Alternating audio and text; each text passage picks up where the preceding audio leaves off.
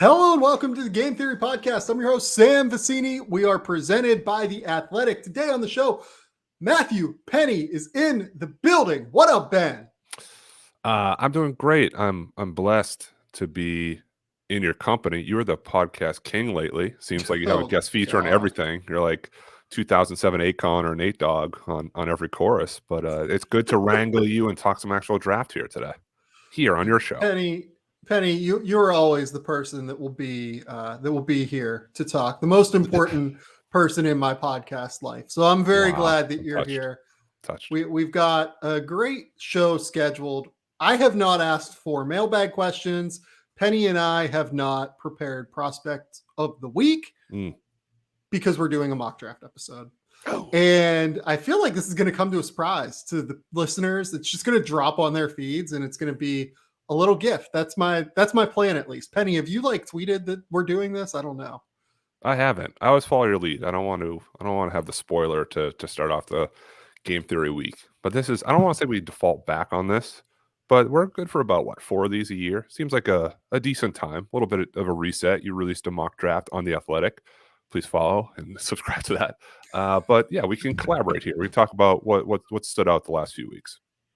Yeah, no, I tend to like to do these after I do the one on The Athletic because A, you tend to hear different things than I do. B, you tend to have different evaluations, at least to an extent, than what I have. And I think that it's always a worthwhile exercise because I think that it goes to show just how quickly things can cascade in a draft whenever you're doing this. Because you and I are essentially drafting here. Like we are going 1, 2, 3, 4, going back and forth, and we are kind of just mixing and matching. And I think that it's a really good exercise that kind of explains the wildness of draft night. And also, you and I for this, there's no team needs. So we're just drafting 1 through 30. Yeah.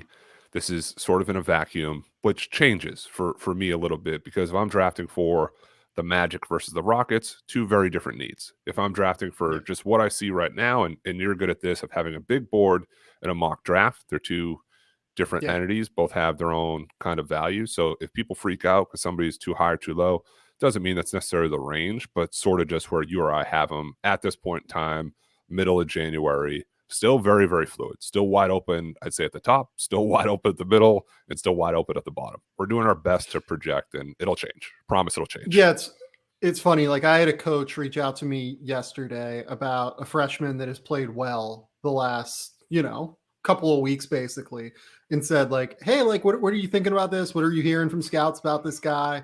And I was just like, look, this draft at the bottom is so wide open that this guy's played 2 games or something like that worthy of consideration for the NBA draft and to be like a potential draft pick this year. Right. But I can't rule him out right now.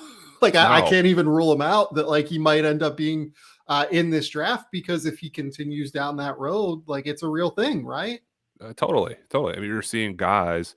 It's similar to the NBA. I saw the G League has 100+ call-ups already. Not that the NCAA has call-ups per se, but when guys get COVID, they're sidelined. You hit injuries a little bit this time of year. Other players who have been sitting on the bench patiently waiting are having their chance to show this is the skill set. This is why in the preseason I was such as heralded recruit, or why I was early on draft boards, and some guys are backing it up and some are shying away. Conference play has just started. There's time on the clock, but it's starting to take a little bit more form, which I like. The first one we do the first week or 2 into the season is fun, but I know that by now it's going to look a lot of a different project than it did in November. And we have good news. We have an update. Peyton Watson has made a field goal since the last time we recorded. Right. In the new year? Yeah. He made 1 field goal in the new year against Long Beach State. He went 1 for 4 in that game. He also had 2 free throws. He had 3 assists. He had a couple blocks. He played 20 minutes. It was a nice little positive showing that ended in 4 points, unfortunately. But he's finally made a field goal. He followed it up with another offer against Cal the next game. Unfortunately, Peyton Watson will not be featured in this mock in large portion because, look, I just can't project that guy coming out.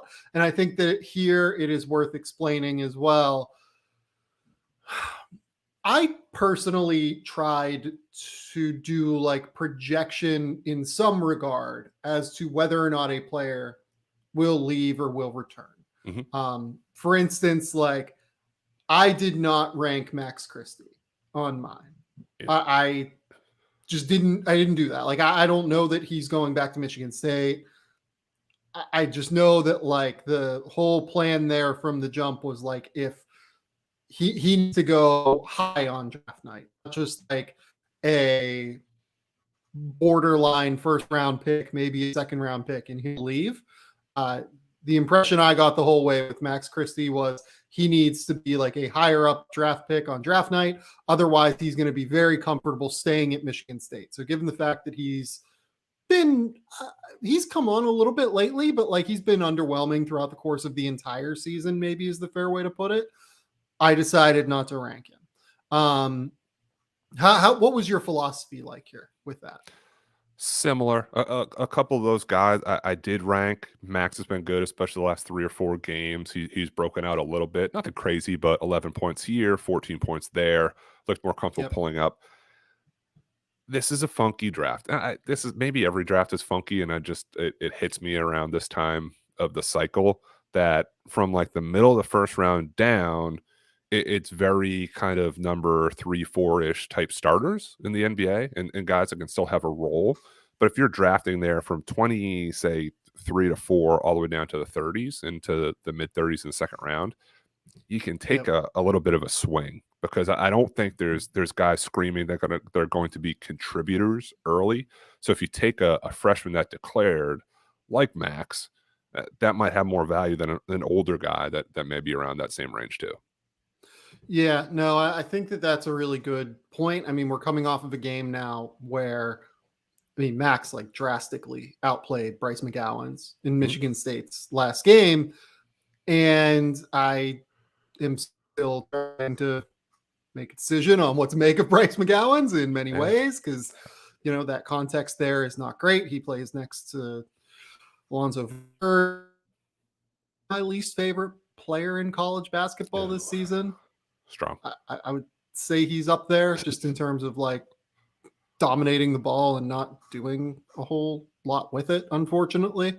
So I think that makes it a little bit tough, but you know, it's hard to figure out who's going to stay and who's going to go at this point. That's the reason I bring all of this up. Just to say that if your favorite player is missing from this mock draft and you think he's a top 30 guy, there's a reasonable chance that like, I don't know, like Malachi Branham or something like that at Ohio State, right? Like he had 35 against Nebraska. He had 20 against Northwestern. Yep. I just like don't know what to do. He's played 2 or 3 or 4 or whatever, like reasonable games against Big Ten competition. And, you know, maybe he's a one and done by the end of the year. I don't know. Maybe he's not. We'll see, you know. If you don't like where we have him, we had everybody else 31st. So I think he's there. He was 31st. We only have a couple hours in the thinking about time constraints here. We only do so much. Yeah. And thinking about time constraints, I think we should start now. Okay. I'm on the clock at number 1. You are.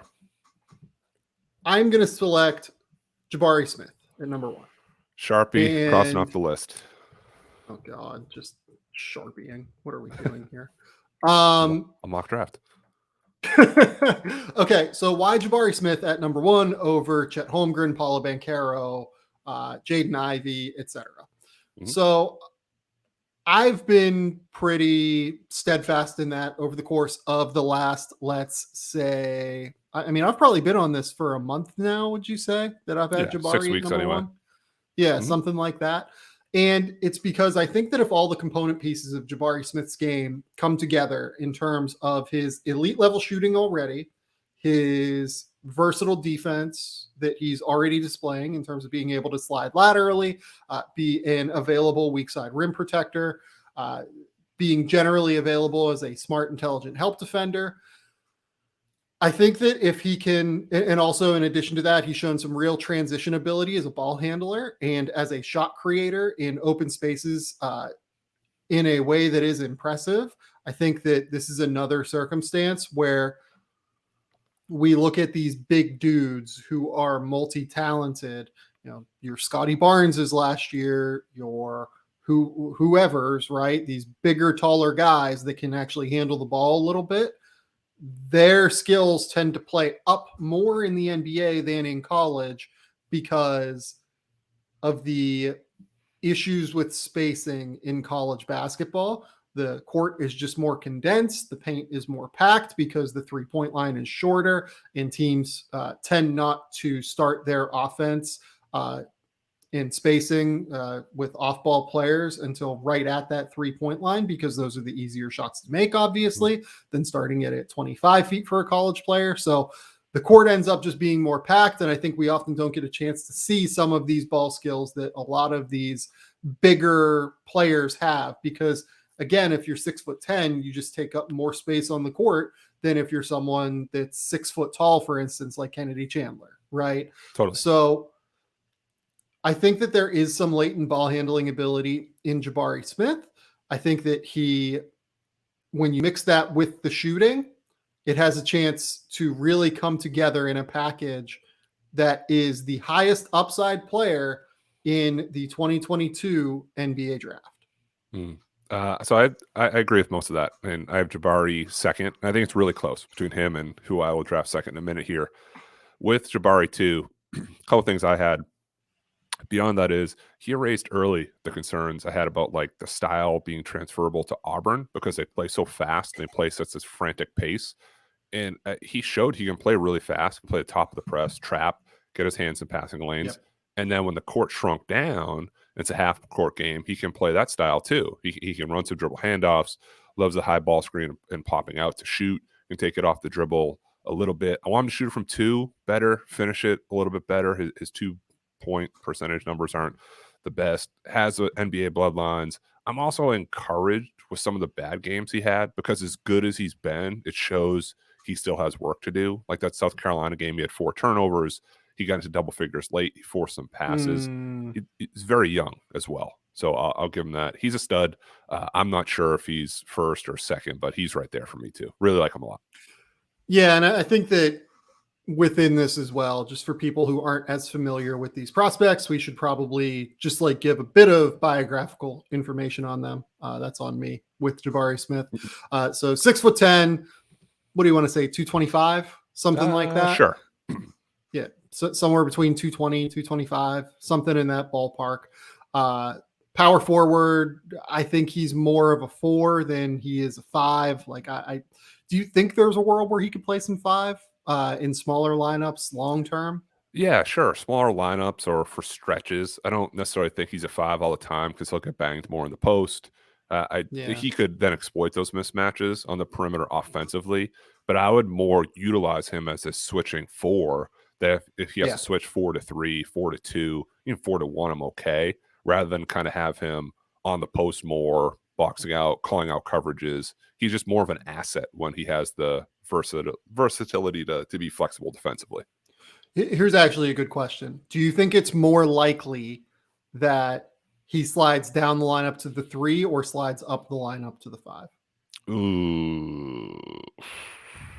Right now, I'd say 5, just because I don't necessarily buy the ball handling yet.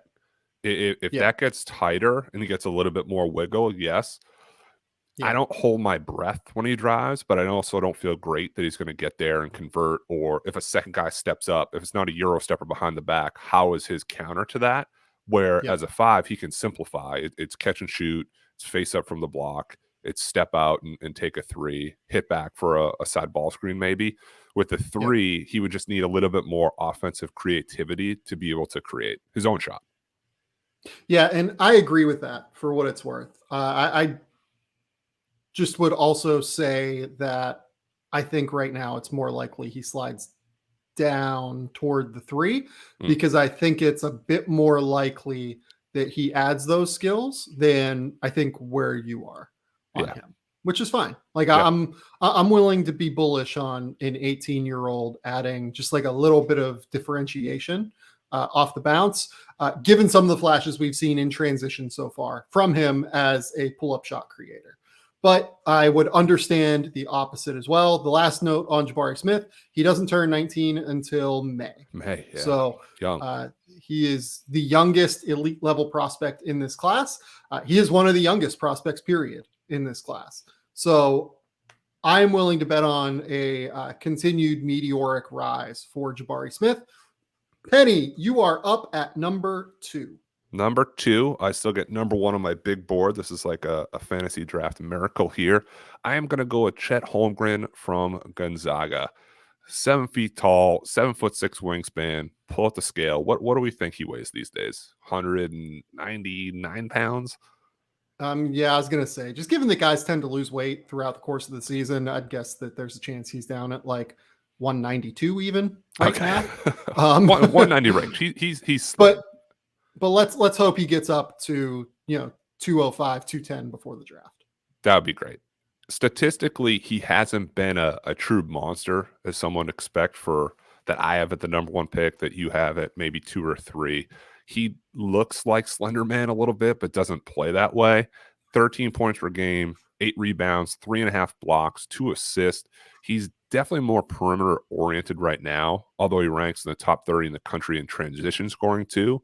He shoots 81% around the basket while shooting 61% from the field. So there is some touch there too. The 3-point numbers and the jump shooting numbers aren't great, which kind of what I said with Jabari Smith, like I'm okay with because I've seen him shoot it. I know it's a byproduct of the role more that he's being asked to play at Gonzaga. Even as the number 1 pick, he's a complementary piece. The offense is still going to run through Drew Timme for right now. It shows that he can play as a secondary type guy. We just talked about how skinny he is. He's still an intimidator on defense. The NBA level, there'll be some strength adjustment. And I don't know how scared as many guys in the NBA will be as they are in college. I don't want to overthink it, the weight too much. I know it's definitely a factor, because if he were 15 pounds heavier, this would be an absolute no-brainer. We had some strength issues, hold-ups with Evan Mobley. He hasn't really had like a huge adjustment translation issue. I believe Chet is going to get there, and because of that, he'll be the best player in the draft. I have him second, number 1 on my big board, and I'm good with that. So I've had Chet at number 3 for a while. When I went through and did like the scrub for this, I realized that I have him at 2. Okay. So I think this is a good pick. I've been impressed by the shooting regression that we've seen over the course of the last few games with him. Like he's made, I want to say 2 threes against Merrimack in early December. And then he made a 3 against Texas Tech. He made 3 against Northern Arizona. He made a 3 earlier this week against Pepperdine. He's up over 71% from the free throw line again. Like we're starting to get to the point where his offensive play is shining through, oftentimes against lower end competition. Yep. But I think that that's fine given where he is right now as a player. I've had some pushback from some people on his defense, if only due to the bulk. And I would like to give you the chance to explain why you're not worried about the lack of bulk whenever it comes to his defense, because I think I agree with you on that for what it's worth. Like I am not as concerned about it, but it's in the back of my mind for sure, I would say. Yeah. Well, Chet so much of his timing too and recovering in weak side. I don't think it's going to be a lot of, even now he's a very good but not like elite on the ball defensive shot blocker, especially if it's against a bigger person. But it's more like those recoveries, even when he's beat and he hustles back and protects the rim, or he's initially bumped, he recovers back and swats stuff away. So because the timing is so good, and it's not just like straight up and down jumping, and when you have the standing reach that he has, you have the benefit of both of those. So yes, will he be ISO'd and buried in the post when he's facing Joel Embiid? Absolutely. I also think he's going to be playing more 4 or closer to 3-ish than 5-ish. So I don't know how many of those matchups he'll get. The last part I'll have on him, and I've done this with Jabari Smith, I've done this with Paolo Banchero. I find myself going back and watching high school film, because these guys are playing very specific roles to team and team needs. So there's some evaluators, and I don't know specifically, I'm not trying to throw shade here, they haven't seen him with like the handle out on the break and crossing guys over and running the offense. And Paolo, the stuff I watched today from the grind session, he's hitting step back threes and with balance and with confidence. So these guys also have beyond what they're showing on the college stage. We've learned that through draft cycles. So both it's a very good top of the class where bigs are being somewhat limited and there could be more underneath the hood, as I like to say too. Okay, let's go to number 3. Here we go. This is where it starts. Yeah, it doesn't really start here for me because I'm going to do something that you would not do, okay. I think. I'm going to take Paolo Banchero at number 3. Okay. And he is a 6'9.5", 6'10" power forward, I would call him, out of Duke. He is 19 years old. I believe he turns 20 before he'll play a game in the NBA. Does that sound right? Yeah, sounds right. Don't have the date of birth in front of me. It sounds right. Yeah, I mean, I can pull that up while we're talking here. I mean, he turns 20. He'll be 19 when he first plays an NBA game, but he turns 20 very quickly after that. Yeah, to me, Paulo is one of the more polished mismatch bigs that I've seen come through in a while.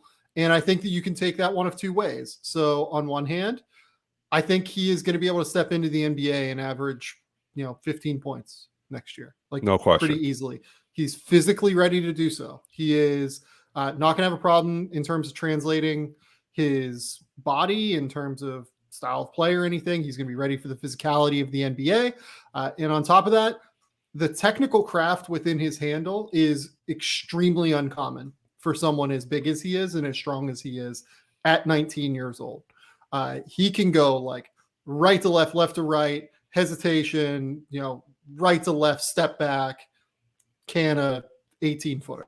At Duke, like you said, he's been able to do it from 3 at lower levels.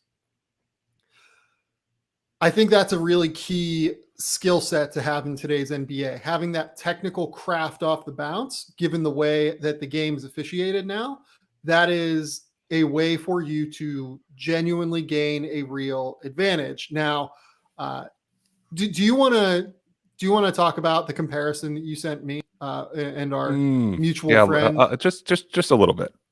And yeah, I figured. So let's go into that one. I'm glad you had the first pick. So I need to take one step back, if that's okay. So Jabari Smith and Chet Holmgren, they're my first tier. Those two guys are my first tier. The next tier is Paolo and 2 other guys we'll get to. And it's fluid who those guys are. And I like everything about Paolo you said. I like how he can create his own. He's great in the mid post. He's a reliable scorer. I think for all the knocks we'll potentially talk about now, it's not going to negate the scoring. I'm with you that he could average 15, 16 points per game as a rookie. Say you're an idiot for having him so low. I get it. The overall 3-point shooting numbers have not been good. He's 32% from the college line. And then if you go back, and granted, it's only 10 games on Real GM for the UIBL, he's 4 for 21 from 3.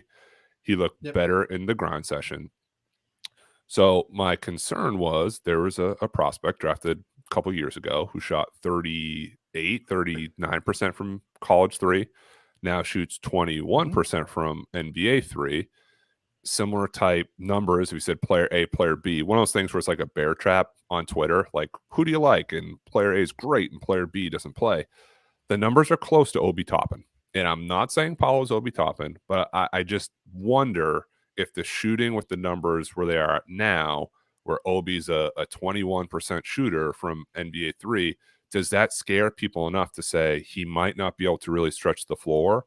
And then you're living and dying from the mid post, you're living and dying from kind of side ISOs, and then when people give you room, will you be able to shoot? So that's why I alluded to watching more high school film, because I've been wrestling with, is this the type of guy who's really good in college, can score in the NBA, but then you get him in space, the defense is all right, the shot he can't always knock down, where if you're Chet Holmgren, he's always going to protect the rim. If you're Jabari Smith, he's always going to move well laterally. So is that a separator enough for you that it scares you at a power forward who's a low 30% shooter? It looks good, but then you back up that line a little bit to NBA 3. Does it get dicier? So I'm not as worried about the Toppin comparison on offense. I think that Paolo is a drastically more skilled player than No what question. Obi was. Yes. Obi is more athletic and more explosive. Yep. But in terms of handle, in terms of ability to create for himself, I think Paolo is drastically ahead, like very, very far ahead. And take into account that he's very far ahead, being, I believe, 2.5 years younger than Obi was when Obi came out of date. Mhm. So I understand what you're saying there, more because of the defensive side. I think there is some potential where a coach won't totally know what to do with Paulo. Yes. And that's kind of been a thing with the Knicks, to be honest. And part of that is like Tom Thibodeau, right? Like Tom Thibodeau always wants like elite level rim protection on the court. He plays, Mitchell Robinson and Nerlens Noel and those guys, and even plays like a decent amount of Taj Gibson in the past, right? Like that's something that he genuinely really cares about. I think a different coach might be more willing to live with some of the trade-offs that Obi Toppin brings. Yep. But Paulo doesn't have that explosive athleticism as a weak side potential rim protector. I will say, even at 19 years old versus Obi Toppin being 22 coming into the draft, I think Paulo's defensive instincts are better. I think that he is a better positional defender right now than what Obi was entering the draft. And that hopefully will allow him a bit more leeway. He's also stronger. He probably weighs 15 more pounds than what Obi did coming into the draft. He's just really solid and strong. Like it's hard to move him in a real substantial way. Whereas Obi has like kind of these weird long arms, or not long arms, like long legs, despite not having long arms, and he can kind of be displaced a little bit. I just kind of look at, I think it's going to be easier to get Paulo on the court than it has been to get Obi Toppin on the court. And I think that once you do that, his offensive mismatch ability in terms of being able to create his own shot, which is something that Obi Toppin can't really do because he doesn't have the handle, doesn't have the wiggle, doesn't have the game off the bounce, doesn't have the pull-up game that Paulo does, even from the mid-range. I think it's a little bit easier to make work. But defensively, I think some of the role stuff that you bring up with Toppin is very potentially right. That's the shades part of it. I'm not saying A to B, like this is Obi Toppin 2.0, totally. And maybe the situation, the fit isn't perfect. It's more from the 4 position, because we think he's a 4, right? I mean, he could guard up and play 5, maybe small ball, end of the game for. We're not. I'll be honest, defense, like but the more I think about it, the more I think the teams are going to use him that way, like as an end of game 5, because we kind of are underrating how strong he is. Oh no, like he's very, very strong. 45 pounds. He is an enormously strong human being. Like he doesn't look like he weighs 245. He might weigh 238 at the end of games, given how much he sweats. Apparently, yeah, 229 after a double practice. Yeah, right. But I think that level of strength, as he gets older, even he's going to get even stronger. I think that's going to allow him to play some 5. Like to me, that's more what allows you to play down the lineup, even more than like being long and lengthy and everything. Like just having the strength to hold your spot. And look, I don't think he's going to be able to hold his spot against like Joel Embiid, but I think he's going to be able to hold his spot against most NBA centers. And with that too, and this is why I started off by saying this is more or less our big boards and not mock drafts with actual team needs. If he's next to a shooting 4 or shooting 5, I'm not as worried. It's like you build around those kind of pieces. But if it's 2 non-shooters in the front court, that's when I get a little bit more scared. Yeah. No, I agree with you. Okay. Do we want to move to number 4 now? Let's do it. Let's do 4. So 3 through 5 are very close for me. All right. You know what? I'm shooting it. I'm with the 4th pick. I am taking a surging sophomore from Madison, Wisconsin. I am taking Johnny Davis. Yeah, I typed this one in for you at 4 like a couple minutes ago. I kind of knew that this was happening. You bailed me out when I said, "Do you want to pick first or second?" Because I may have taken him third. So it feels. Yeah. Here's my thing with Johnny: 6'5", combo guardish. I'd say better probably off the ball. It feels like he's had this coming out party all year, and he's invited like the draft community to come to it the last 3 weeks. I mean, he's averaging 23 Yeah. points per game. I believe he's third in the nation scoring behind Keegan Murray and Kofi Coburn. 7.5 rebounds, 2.8 assists, 1.4 steals. He was MVP of the Mom Invitational. So he has this huge 37-point game on the road versus Purdue, this huge prospect matchup with Jaden Ivey. And some may think, is this one-hit wonder type of prospect game? Then he follows it up with Keegan Murray in Iowa, another top 10 guy on my board, with 26 points. So there's consistency there. It's not 1 or 2 games where we're trying to say, well, if he keeps doing it, like he has kept doing it. He has this killer off the dribble pull-up game from mid-range, shades of like a Dwayne Wade-ish type style, can hit threes. He can mix in a step back or two. The three-point shot's getting there. It's still not great. Not a super vertical athlete. And that said, he can still get to his spots where he needs to on the court.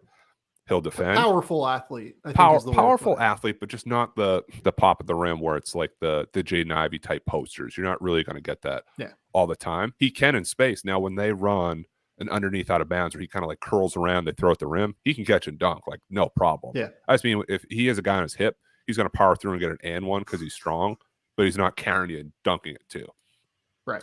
But you look at some of the top prospects this year and yesteryear, and we point their supporting cast not being that strong. And I argue that his is the strongest. So I asked an NBA scout, I said, is his scoring and his play a byproduct of needing to do all that and the team couldn't succeed without it? And he said, you're kind of looking at it wrong. Well, like, what if you flip that? What if they're really good because of all the stuff he's doing and not sort of like in spite of it? Like he's pulling Wisconsin up to the level of basketball that he's playing, and it's not necessarily a bunch of future NBA guys there, and they're 13-2. Like they're good. Right. They lost 1 game to Ohio State. They got whacked, but they've answered the bell. He checks a lot of boxes for me. He was also a former All-State quarterback. His dad had a cup of coffee in the NBA, played 10+ years overseas. Everyone says he's a great worker. He grew up playing Under Armour system. I've seen the development. Came out of nowhere a little bit. I thought this was a year or 2 away. I never thought I'd be on a draft podcast, number 1, but number 2, saying I'm taking Johnny Davis 4th overall. We're here. There's very, very close between him and the next guy I'm sure you'll take, but I really like where he's going as a player. Yeah, it's interesting. So I've talked to a few Big Ten coaches just about Johnny Davis, and they were like, yeah, we all loved him. We all thought he was an NBA player at some point. We never saw top 5, top 10. I've not talked to a coach that was like, yeah, like we saw him as a top 10 pick at some point, let alone as a sophomore. I mean, we talked about, it seems like 100 wings, 100 bigs, 100 point guards preseason. Yeah. We didn't even mention him. And I've known the kid, like I've known his game for years, and I just didn't think, what he averaged, like 8 or 9 points per game or something along there. It wasn't anything monumental. You thought this is a junior year conversation. Maybe he's like an older senior who's steady, but he's just like, he's elevated everything he's done. Everything he's done has just been this boost last year. So I'll bring up the questions here that I've gotten about him. Okay. How worried are you about the long distance shooting? Not very. I mean, just a little bit. When you see when he has clean catch and shoot looks, it's not bad. Like it's not bad shots, and he mixed in a step back or 2. And when he gets rocking, when he starts in the mid range and kills you with a few 15-footers, and then he took 1 or 2 in that Iowa game, I'm like, forget it. This is ridiculous. I think I texted you during the Purdue game. I said he's doing a thing right now, and that was in the first half, because you see how it leads to his defense and back to his offense and back to his defense, and he can carry over that. So I'm not worried about him shooting from 3. How worried are you about his lack of size? He's 6'4", ish. For a wing. Yeah, let's say between 6'4" and 6'5", something like that, I would say. For a wing who, I don't know, like how good do you feel about him defending point guards, for instance? How good do you feel about him moving up the lineup to defend 4s? Like I worry that he might not even be able to like consistently handle bigger like combo forwards like a Harrison Barnes or something like that. You know what I mean? Sure. I don't know if he'll necessarily guard a ton of threes, probably more ones and twos, but he's still Mhm. 6'4", 6'5". We're not talking about a guy who's 6'2" and lighting it up. It's not Yeah. like he's small, just he's not 6'7", 6'8" either, and has like this crazy wingspan. But I Yeah. don't when he does everything else so well, and you've seen enough of the defense where I don't want to say he cheats for his steals and points, but he's smart and he's savvy in the way he takes his chances to make that defensive impact too. Right. Look, I don't think teams will like hunt mismatches against No, Johnny exactly. Davis. You know what I mean? Mhm. Like, yeah. No, I'm with that. I don't know that he's going to be. Look, he's like a very, very high level defender at Wisconsin. Like, very, very, very good. He's put up a few like elite level prospect games on defense for them so far. Like, you go back and you watch that Houston game, it is one of the better perimeter defensive games I've seen from a prospect this year. I think he's probably like somewhere in the top, 4 or 5 perimeter defensive prospects in this NBA draft, to be honest. I just worry a little bit about the versatility. Yep. He's good on ball and contests and fights, and his strength allows him to get through screens. I Johnny Davis at 5. Like I'm there. Yep. I don't mind this pick at all. It's nuts. Okay. You're Let's up go number 5. to number 5. Yeah, I'm taking Jaden Ivey. This is the Okay. guy I had at 4. I still have him at 4, even though Johnny Davis outplayed him in their game when they matched up against one another. I just see the upside with Absolutely. Jaden Ivey is Yep. being, honestly, frankly, like much greater than with Johnny Davis. Mhm. If it all comes together, Ivey's just explosive athleticism and his ability to get out on the break, to burst around the court. His first step is utterly elite. His athleticism and explosiveness and twitch, all of that. I mean, that is, would you call it elite for an NBA point guard? I don't know that I'd call it elite, but he's certainly going to be Above one average. of the, yeah, I would say like one of the 10 best athletes in terms of like intersection of size, given the fact that he's like 6'4" and bounce and like explosiveness and power and everything. Like you kind of, what is the NFL draft thing? Like the spark score? Like Yeah. if you Yeah. put like a spark score together for Jaden Ivey, like I don't know if he's not like Ja Morant or anything like that, but he is certainly going to be within that top group of point guards. On top of that, I mean, you look at the numbers here. He has brought it all together this year offensively. He is shooting 44% from 3 right Yeah. now. I was a pretty clear proponent of, I think Jaden Ivey is going to shoot long term in the preseason. Like I said that throughout the entirety of the preseason. He made 40% of his threes in high school over the course of his final 3 years. I think that last year was the anomaly with Jaden Ivey in terms of shooting, not this year. Just based off of the track record and the trajectory that he's been on throughout the course of his career. Mhm. The passing, in terms of like live dribble passing, it has taken a leap. Like he doesn't play point guard all the time for Purdue. He leads the break in transition for them, more so than like plays as a half court point guard. But man, some of the live dribble passing flashes have been absolutely outstanding and make you believe that he's a long-term point guard. The questions are somewhat similar to the questions I had about Jalen Suggs last year and that have propped up over the course of his first little bit in Orlando here. What does he look like when he actually has to make these high-level ball screen reads?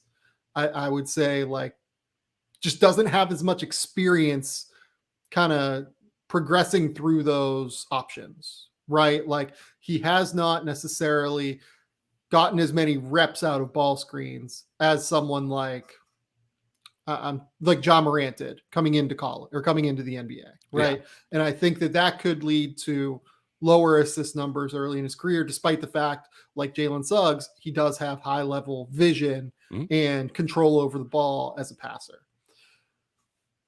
I worry a little bit about the handle, like a little bit. I think that it could get better technically over the course of the early portion of his career, but it's far enough along for him as a 19-year-old to where I'm willing to just bet on it and go for the bet on the upside. So I've got Jaden Ivey at is a 6'4" guard, 200 pounds, out of Purdue, sophomore. I have Jaden Ivey as my number 5 overall pick. I really like him. He's really, really close with John Davis. He is a lightning bolt in the open court. It's ridiculous. Yeah. It's like he shot out of a cannon. And there'll be more of those opportunities too in the NBA versus college because there's more spacing.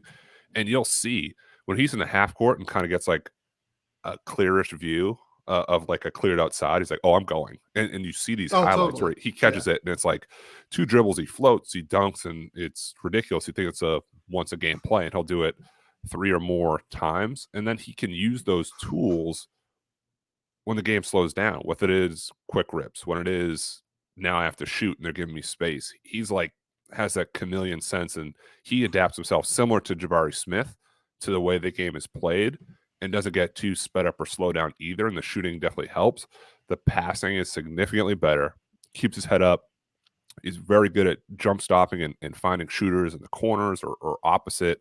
Has to be a little bit careful as he gets to the NBA because that's like scouting report 101, and shocking, Brad Davison drew a charge on it because that's going to be the scout. He jumps to pass, he floats a little bit, charge. I'm glad you brought up the matchup that him and Johnny Davis had because it's not necessarily like a recency thing for me either. They both have very strong cases. Ivy is the potential prospect with higher upside.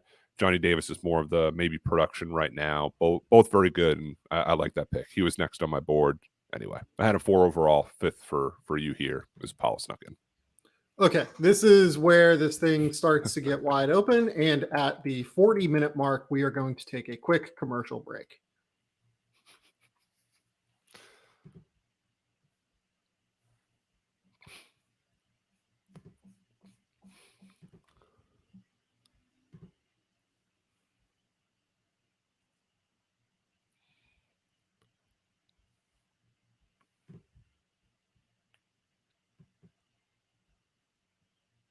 Okay, we are back. Let's go to number 6. Penny, number you are 6. Up, I'm writing down this the is pick, where this thing giving it to the commissioner. Oh boy. Not for me. I'm good here. 6. I'm taking Keegan Murray from Iowa, 6'8", 225 pounds. We want to go with here. I don't have their weights. He's the number one. And for reference on this, like to show how wide open this draft gets now, I think after you get outside of the top 5, I'd Keegan Murray at 11. I love it. That's why we're here. So, number 1 scorer in the country. He's had 35 points twice. He gets his buckets. He's destroyed his non-conference schedule. At his size, he moves well, I'd say, on both ends. He finishes in transition. He can play some on the wing. And now he's shooting 37% from 3 after a slow start. So it shows you how much better he's gotten as the season has wore on, too. I thought he had some shots just kind of go in and out early in the year, but I like the way that he set up. I like his footwork. He can set that top ball screen, stay there, and either shoot or go off the dribble, go into the dribble handoff. He has that offensive front court versatility. Then defensively, and I think this is where we kind of part ways a little bit, I think he can guard 3 through 5. He can guard up the lineup. He guarded Johnny Davis some in that loss to Wisconsin. And like Johnny Davis is 3rd in the country in scoring. He's going to get his points, but he worked for it. And you saw if it was a lesser offensive player, he would have stymied it a little bit more than he did. His defensive numbers, just the straight up stats of it, getting 2 blocks a game, a steal and a half per game. Back to the offense, he plays well through contact at the rim, shoots close to now this 40% from 3. It's that plug and play offense that's appealing to me in the top 10, just right outside the top 5. Okay, so you mentioned the defensive versatility. Yes. Because that is my question, to be honest. Like we brought up the name Obi Toppin with Paolo earlier. And to me, this is more the guy that I have like Obi Toppin-ish defensive concerns. Okay. Really? Defensively. Oh, I don't see that. See, Obi, And it was kind of like in space a little bit. Obi was like the pick and roll defense. Like I think Keegan's a little bit smarter too, and has these defensive instincts to rotate, to recover, to scramble, where sometimes can be lacking otherwise. I don't. So like Keegan is more flexible, I would say, than Obi. Obi was like kind of stiff and like struggled to move a little bit. But in terms of like lateral quickness, I don't know that Keegan is particularly awesome there. Like the guy that I kind of am thinking about in my brain in terms of the comparison for Keegan Murray is like a Marcus Morris almost. Yeah. Well, it's another set of twins. He has a twin brother, Chris Murray, and you have two Morrises. So It's kind of funny. I didn't even think about that. Yeah. Well, it's actually funny because we've had two set of twins go in the top 6 with Johnny Davis and Jordan Davis and Keegan and Chris Murray. But go on. I digress. Just connecting the pieces here. Yeah, that's weird. I didn't even think about that until you just said that. Like, what a weird world. Yeah, like when I watch Keegan Murray, I worry a little bit more about the defense, where the comparison with Toppin again falls apart is offensively. Like I think Keegan has more off the bounce. I think he just has a little bit more skill in terms of being able to create his own shot. Whereas Obi was post ups, pick and rolls where guys were feeding him the ball, etc. Keegan is let's clear out that side of the floor, give him some space to operate, and he'll figure out how to get a move off the bounce, maybe get back to a pull up.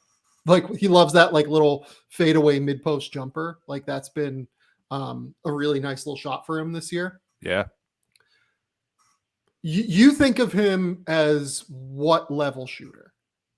Like, do you think he's like a 35% shooter? Do you think he's I do. I think that's fair 30, for NBA 3. Do you think he's like a 38 long term? Do you think he's like a 40 guy? Like, where are we at on him? Well, I was ironically not for comparison, but just having this talk today, like Kevin Love, for the most part, you kind of see him as a shooter. He was 37-ish, 38-ish for a long time in his NBA career. I'm not saying Keegan's going to be there, but somewhere in that like 36-ish, 37-ish position-ish range. Okay. So if you think that, what do you, I mean, where are you on him as a passer? Because that's another kind of question that I have.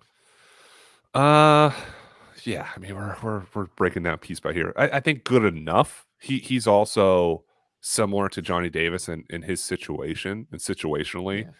He's first in the nation scoring because Iowa needs him to score. He doesn't have Luka Garza next to him. Like Toussaint's fine, McCaffrey's fine. Like they have other guys there who can do it, but the load is on him to score. So I don't even think he necessarily like thinks about passing a lot, because if he's not putting up points, they could score 50 points a game. I like Keegan. I'm just struggling a little bit with like what the role is, I guess. Like, like, is he like an off-ball mover? Because a lot of his offense comes like he gets the ball, they clear out a side for him, and he creates, or he gets the ball, like grabs and goes in transition, and makes play happen that way and goes to score. Right? To me, it's like, do you think a team is going to do you think he's like a top 3 scorer on a team, so a team is going to give him the ball and just like let it go? Probably third. Okay. I don't think 1 or 2, but the same type of stuff they do at Iowa, where he can trail the play, pick and pop, and then you can shoot threes. And if he's shooting 37% in the NBA, great. If not, it can turn into a cleared out dribble handoff or pick and pop on the side. And then he has that ISO ability where he take 2 dribbles, pull back, and you hit that 15-foot fadeaway. And now it kind of makes sense, because next time the defense has to help a little bit over more. Maybe it's a defensive 3 seconds. Maybe it gives the shooter in the opposite corner a little bit more breathing room. I don't ever think he's going to be the focal point, but like a really good second or third-ish, probably third-ish type guy, where it opens up everything else, because you can't lose that guy on the court because of the wide-ranging-ish skill set that I see that he could have. Yeah, I just kind of realized what the idealized version of him is. It's probably Tobias Harris. I like that. That's good. We've upgraded from a Morris twin to Tobias Harris, a max contract guy in 6 minutes here or whatever. We'll take it. Yeah. Look, like I'm Tobias probably better shooter, right? Like, yeah, that's more the thing. More like, of a primary shooter. Yeah, but like I don't think Keegan Like, I don't think that he can't be that level shooter. Like, I think that Right. he could be that level shooter at some point. Like, that wouldn't blow my mind. Yeah, okay. I'm a little bit more sold. Like on Keegan, I still would have him like more. I had him in like the 9 to 11 bucket, but it's 6. I think it's like a reasonable pick. Like, I don't think it's any more unreasonable than who I'm about to take, who you're going to yell at me about. So like, Oh, okay. All right. Let's uh, transition to 7 here. So we're not here for 4 hours. okay. So who do you think I'm taking at 7? The reason you said that, I think it's going to be Patrick Baldwin Jr., but I don't know. No, it's not Pat Baldwin. Okay. And it's someone that's way lower on your list than Pat Oh, Baldwin. God. I'm taking TyTy Washington at number 7. What are we doing? Okay. All right. Sell me. You watched the Georgia game like 6 minutes ago. Okay, so you're consistent. I'll give you that. I think you had him like 7th to start the year, and he's still at 7. So that's fine. That's fine. I'm staying steady on TyTy. Wow. Okay. Like I am here, and I am on this. Like, I am conducting this hype train. That is where I'm at. You are. Okay. He just dropped like 17 assists in the Georgia game. Georgia. Yep, he did. Georgia's bad. Like, don't get me wrong. Georgia is not good. Georgia is particularly bad on defense. But I think that what we saw here was a guy that when you kind of clear out and give him some space to operate, you clear out and you give him some space to actually be the real pick and roll maestro of a team, he can make high-level passing reads. He is a really smart, intuitive, intelligent, like reactive point guard and player.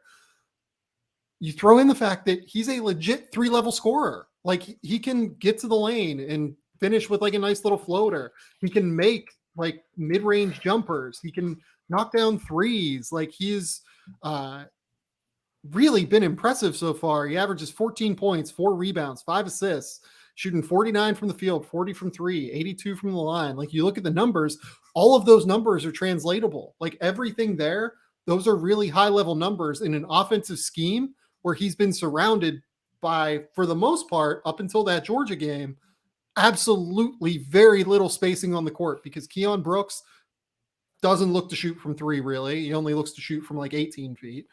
Oscar Tshiebwe like takes those occasional like 18-foot jumpers, but everyone's leaving him open out there for a reason, right?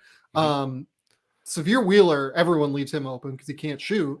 So like the fact that he's even getting to the lane at all and getting into that mid-range area and being able to play is really impressive to me. I think we haven't seen the best of TyTy Washington yet up until that Georgia game. Oh yeah, when he got actualized and had a real chance to showcase what he's capable of. Wow. I've been fairly critical of TyTy Washington. I have, because he's not a you jet. Had him. Let me guess where you had him. Okay. 18? 16. Yeah, I was going to say. Like, you, yeah. I understand you play who's in front of you, and he was much better in that Georgia game with making reads out of pick and roll. He varied his attacks. He would slow down, then speed up. He punished them in the mid-range, and that's always been his calling card. He's a great pull-up mid-range shooter. I do want to point out, you said Georgia defense is bad. It was more like schematically, and this is the notes I took, they changed their coverage like strangely. Like, they didn't tag the roller, and then like they didn't switch. So he turned the corner, and a lot of times just be like free space, free air, do what you want. You want to pull up, you want to go to the rim. The other big didn't help. And then they went drop coverage, and they were giving him like open jumpers. It's like, this is what he does. Like, I don't think I would have. Oh, they had no plan. They had no plan to stop him. And yeah, so that's like a layup for him when he's taking mid-range 15-footers. The big game so far against Duke and LSU, I think it's a little bit banged up against LSU. Duke was very early in the year to kick off. I thought he looked fairly pedestrian. There's a lot of good games on deck in the SEC. I mean, that'll be kind of like the determinant for me on how high up he goes on the board. I can see him being in this year high. I can see him being a little bit higher range. I can see myself moving off 60 in a few spots. 7's high. It's good. I like it that you're shooting a shot. So let me contextualize a little bit why I think he struggled in that Duke game. If you listen to John Calipari, it was very clear that they were trying to kind of shoehorn him into being a primary scoring threat, like to be like Tyrese Maxey or something like that, or Tyler Hero for this team. And that's not what his game is. Like, his game is being a like high level processor of basketball that can play some point next to a bigger wing and act as like almost a secondary ball handler that makes high level passing reads and creates offense that way, right? Yep. To me, TyTy in the NBA is a very clear and obvious, and I wouldn't take him at number 7 for everyone. Like there are teams where I'd have him probably pretty close to where you do, but there are also teams where I'd have him at number 6, like pretty easily, because if you have a big wing creator already who can handle some of the initiation burden, I love TyTy as like a bigger point guard who can defend ones, who can act as like almost a secondary ball handler. Like imagine him playing for the Bucks, for instance, right? Like that would be an incredible fit next to Giannis because he spaces the floor, he makes high level passing reads, he can get into the mid range and score. Their offense spaces the court just kind of, automatically. Yep. Right. Like it's definitely a very situational thing where I love TyTy Washington, but I am, I'm going to shoot my shot here and say that I think that TyTy Washington becomes a very highly effective part of playoff NBA teams. Wow. As a starting guard. I like it. You are up at number 8. I don't know what to say. Penny. You've left me speechless. 7 picks in. Number 8, probably more traditional route here. I'm going to go with Benedict Mathurin from Arizona. Don't have the measurements here. What, it's 6'5"-ish? 6'5", 6'6", yeah. Yes, I think he's listed at 6'6". He's been a huge part of Arizona's start, averaging around 20 points per game. I think he's turned the corner with his 3-point shot too, close to 40% shooter both seasons in Tucson. Learning to be more efficient coming off ball screens, a little bit more aware, not as blindery, which he can be sort of one-track minded, but he's slowed down. It's not just like shooting off. It's seeing what the defense is giving you and playing off that a little bit. He is a straight line driver. There's not a ton of boogie and wiggle off the bounce, and that's all right. Just need to know what kind of type of prospect he is. Off the ball, he is athletic. He's a lob threat at the rim. He needs to reel in the shot attempts. I mean, he is trigger happy. He's taken 16 or more shots in like 6 of the last 8 games, but also has been converting and scoring. So it's not like he's having these 2 for 20 games either. I don't know how high the ceiling is. I do think there's value in the production he's able to do, and the floor is relatively high. And for the guys left on the board, he's put it all together the most probably too. Yeah, he was, I believe, the next player on my board as well.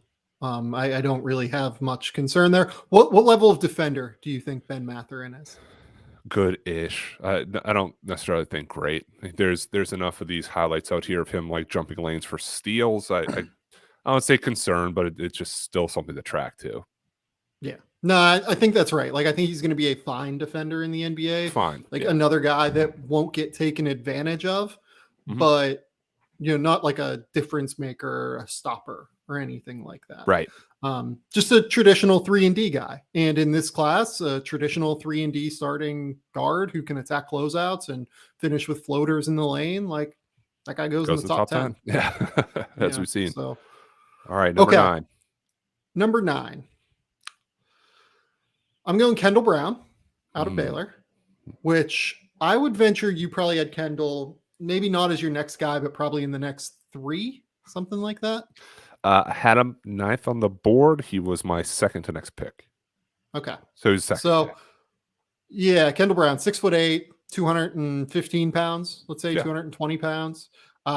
Out of Baylor, he is like kind of a combo-y forward, almost like more of a pure 4 right now, averaging 11 points, 6 rebounds. He's shooting an ungodly number. Like I think he's cooled down to 69%. Yeah, he was. Yeah, I was going to say 70. Yeah, like, I think he's shooting like 70% from the field because a lot of his plays come off of back cuts, come out off of transition opportunities. Really high level defender, very switchable, very aggressive. Can guard 1 through 4, I think, pretty comfortably in switch scenarios. good passer, really smart in terms of the way he sees the floor, makes quick reads as well. Like it's not like he's, stopping and surveying the scene like it's happening. He's catching the ball and he has a plan, right? Like he knows what to do before he makes his move. The key is the shot. Like he's shooting 45 from 3 on extremely limited attempts, like under 1 attempt per game probably. And my significant question is what happens with the rest of the offensive game if the shooting doesn't come? Mm-hmm. I don't hate the jumper personally. I think that it's okay. I think it's fixable. I think that there's some touch there. Like I don't want to say I'm like super bullish on Kendall Brown, but like given the youth, given the defensive aggressiveness, given the passing, the way he processes basketball, I'm willing to take a shot on him in the second half of the lottery. Yeah, he converts as the number shows, and he finishes by the rim. He gets out on the break. He's an excellent cutter away from the ball, and he's at his best against that shifting defense. Not the initial pass, but it's like when it's 3 passes, everyone's kind of scrambling, and then that's when he goes. I'm a little bit torn on the passing because that second game of the year, he had 10 assists, and I thought this was going to be the projection. He was going to be a 4 or 5 assist guy. He didn't have more than 1 assist since the prior of Thanksgiving, if that's not right here. So the offense, he's just going to have to do more. There's long stretches where he catches the ball and don't even think about like attacking, but doesn't even look at the rim. I'm 90-ish% in on the defense. I was turned off a little bit in that Iowa State game where he seemed out of sorts. He was beaten for back cuts. He was burnt off some back doors. More often than not, he's the guy that's flying around the court, and he's the trapper, deflector, annoyance for other teams. I'd prefer him in the late teens. I know, like as I say that, I had him 9th. He goes 9th here. He doesn't turn 19 until May, so he's also very young for the class. So you hope that those slow release corner threes get a little bit quicker, and you get him in the right developmental setting that unlocks more of that all-around offensive package beyond cutting and cleaning up by the rim, which is possible, and the NBA is good at guys once they get their hands on them too. No, I'm with that. Let's go to number 10. You are up. Ooh, Lordy. All right, I'm going to go with Patrick Baldwin Jr. God, I hate that you didn't take one of the next 2 guys on my board and make my pick easy. That's a little bit annoying. But this is a fine pick, I think, for what it's worth. It is. This is a fine pick. Yeah. And this is as tough as an eval for me as there is in this draft. Because it's this same kind of arc collegiately in a sense that his former grassroots teammate on the EYBL, Jalen Johnson, had at Duke, where you're really good at high school, you're projected as top 5 guy, college doesn't go according to plan, and then sort of what happens from there. And the context of it is, how much do we forgive him for being on, just to be frank, a bad team? And he's trying to do too much. He's trying to be the big dog, but clearly he's the second or third in command on a team. I don't think he's a number 1 scorer. I don't think he's the primary offensive threat. There's plenty of even NBA All-Stars who are fine not being the first offensive threat there. But it's hard for me to bury him too much when he's 6'10", with a really good jumper when he's comfortable. And I know that's a strange statement for a 32% three-point shooter. It's a gamble in the top 10. It's, if there's no immediacy of a need for contribution, I would give him a chance here. I hope a veteran locker room, a coach can shake some of the complacency, the lack of fight we saw those last couple games before being injured. I'm searching a little bit. I looked up Klay Thompson's like freshman stats at Washington State. He averaged 12.5 points per game, and then he made his jump sophomore year. Patrick Baldwin's averaging 13.7, a little bit lower percentages. I know different players. I think he has another jump in him. This hasn't been the best showing of who he is as a player or a prospect. Normal draft, it'd probably be 15 to 22 range. For this one, he's at 10 right now. I feel like that's okay. It's a fine pick. Yeah, I had 2 guys ahead of Baldwin at this point still. I see more like slightly better Cam Johnson. Yeah, that's fine. Baldwin, that's good. That's good. 10 which here. is fine at 10, I think. Yeah. I buy the jumper. I think that there's too much creation burden on his shoulders right now at Milwaukee. Right. He just can't do that stuff right now. And that's okay. Like, I think the part of the problem with Pat Baldwin is that we still discuss him as if he's like the number one recruit in the country, like he was for 2 years when he was a sophomore and a junior. When in reality, like he's just not that guy, and like that's okay. And he frankly has really never been that guy in terms of upside, right? Like he was just the most developed as a shooter at 6'9" when he was a sophomore and junior. Yeah. So like it's okay. That's totally reasonable. It's great for him to go somewhere in the second half of the lottery. Again, he's like 6'9" and shoots the piss out of the ball. Like I don't care that he's shooting right 32% from three. Like he absolutely can shoot. I'm not worried about that. So yeah, no, it's a weird situation with him at Milwaukee. It's a bad situation, frankly. That team sucks. Like I don't care. That team is bad. They're not great. They're bad to watch, even, unfortunately. Yes. So, okay, I'm up at number 11. God. Yeah, I'm gonna take AJ Griffin at number 11. Okay. Is that who you had next? No, I'm 13. Okay, so I'm not too far off for you then. I was deciding between him and another freshman, which won't surprise you. Got it queued up. Yeah. Yeah, AJ Griffin's been awesome over the course of the last little while here. He is not playing a ton of minutes for this Duke team. He is coming off the bench for this Duke team. Mm-hmm. But over the course of his last 6 games, he's been in double figures despite not playing 25 minutes in any of those games. He's been in double figures in 5 of those games. He looks like he's getting more comfortable. He's shooting 44% from 3, and we're starting to get like an actual sample from him from 3. The ball looks like it's going to go in whenever he's open. Athletically, like there's just no, like there's no one with higher upside at this point. He is 6'6". He's a 6'11" wingspan. He is a powerful athlete. He looks like an NBA player already in terms of physicality. I have some questions about him off the bounce. Like I would like to see what he can do a bit more in half court off the bounce. But look, I mean, we're on a clear upward trajectory now with AJ Griffin. Yeah. Like it's no longer like, oh yeah, like this might go where he has to return to Duke, or this might go where he's a late first round pick. Like I don't see that. I see it as being pretty clear he's going to go somewhere in the lottery now, based off of what he's done over the course of the last little while. Yeah, he's not what I'd say we expected him to be from the rip. And I think he's been better. And I'd say gives you glimpses and not flashes yet of the player he could be. My notes, I had him 13. I said it's an upside pick, plain and simple. He's like the load-in graphic where like you're waiting to see what happens at the other side. It could be really good. Like you don't really know. Yep. I like the NBA frame. I like his instincts as a scorer. Can shoot with his feet set. He stays around the rim looking for those tip dunks. The light still needs to come on for me. And I understand this as a hedge here. Like you make a big bet for a team, then you hedge on the other side of the second half.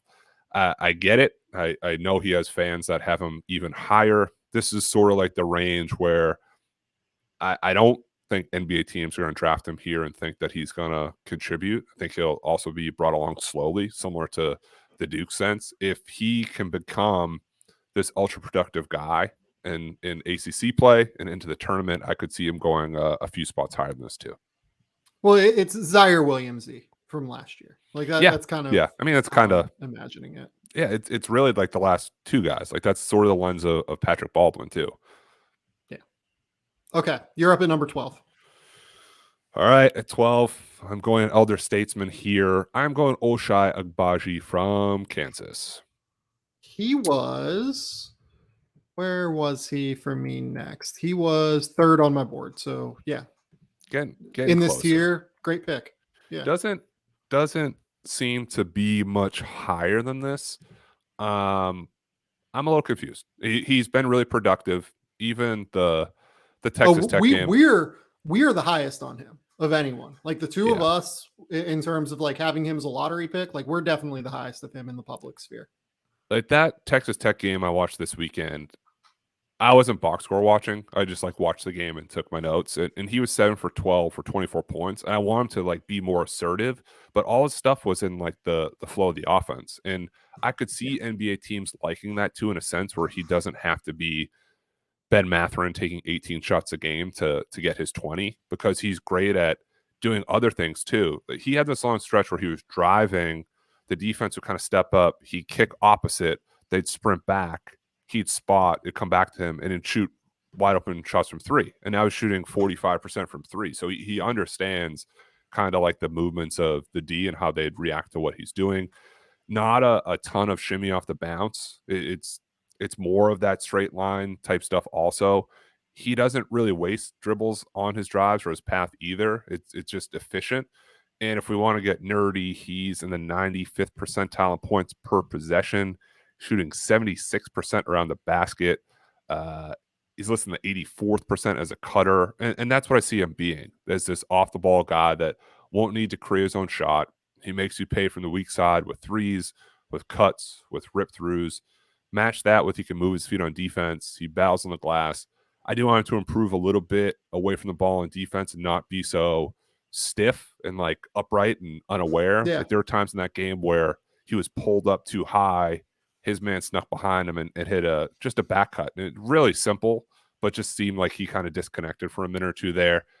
A fourth NBA starter in my eyes, just a very steady player. I see as undervalued, but there's still going to be something on the other side for him too. Yeah, I really like him. I don't understand why we are so much higher than the rest of the industry on him. Because we are, and I can't figure it out, to be honest. He is an NBA level athlete in terms of explosiveness. He has an NBA frame. He has NBA length. He's an NBA level shooter. Sell me this pen. I don't know. I don't know. Okay. I had him at 13, I believe. Okay. Next you're up at 13. Perfect. I am up. I'm going to go Jaylen Duran. Yes, you are. Which I'm surprised that we didn't get to him before this, but I'm also not. He's been a low usage player who has struggled without the semblance, without the presence, without any sort of point guard play at Memphis this year. They have nobody there who can actually like handle the ball and get him easy looks. So that results in games like against, I believe it was Cincinnati, where he went like 3 of 10 from the field because they tried to get him involved like on the block. And it was like, he can't do this. Like, this isn't the role for him. Like it's to the point with Jaylen Duran where you're throwing out this season offensively. You're just like, we nothing about what this season has been at Memphis is what he will look like in the NBA. He is going to be a rim runner. He is going to be a short roll guy who can maybe take a dribble and finish at the basket. And you pray that he develops a 15-footer at some point. And you pray that some of the latent passing ability we've seen at lower levels and the prep level continues to develop, right? Defensively, he's been a great rim protector. There's no qualms about that from me. Like, he's been awesome on the block. This is your Clint Capella starter kit, and I am good taking Clint Capella at number 13.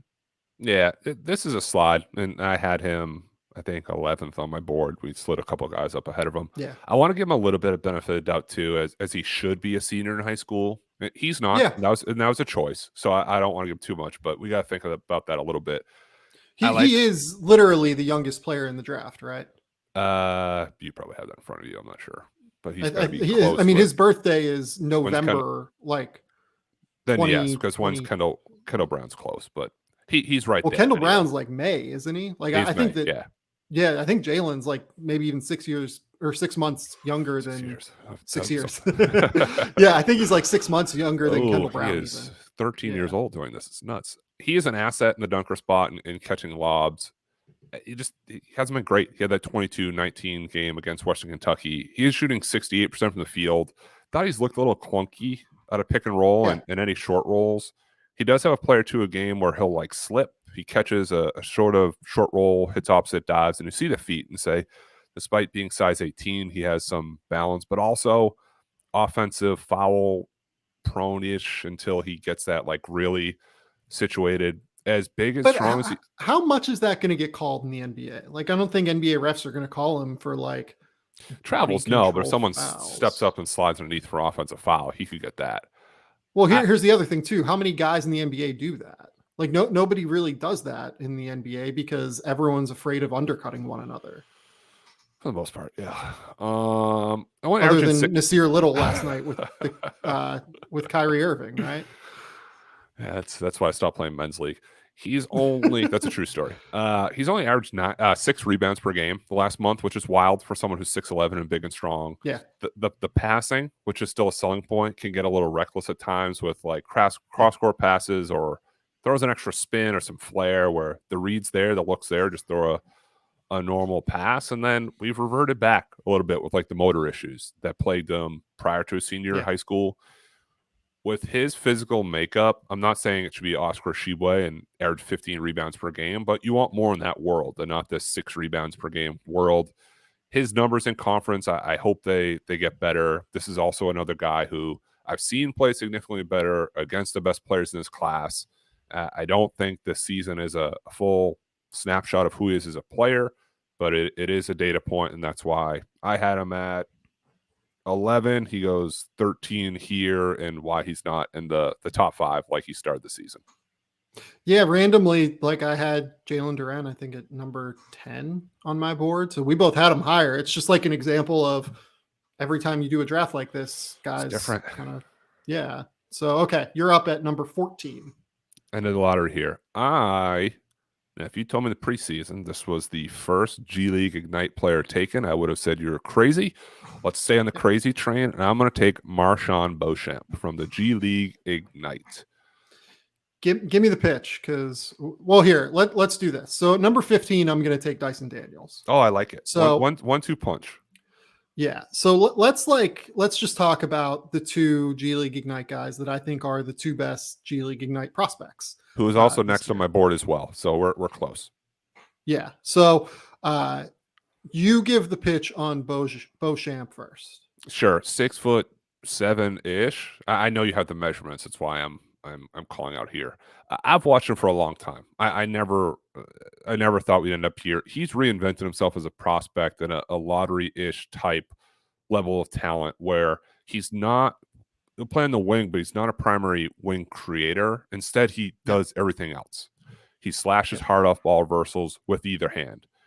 He's a pain in the butt on the glass. When a shot goes up, you try to box him out, he's scrambling, he's getting it, he's keeping plays alive. The shot looks better. It's still a little bit rigid. He's 24% from 3 in the G League games thus far.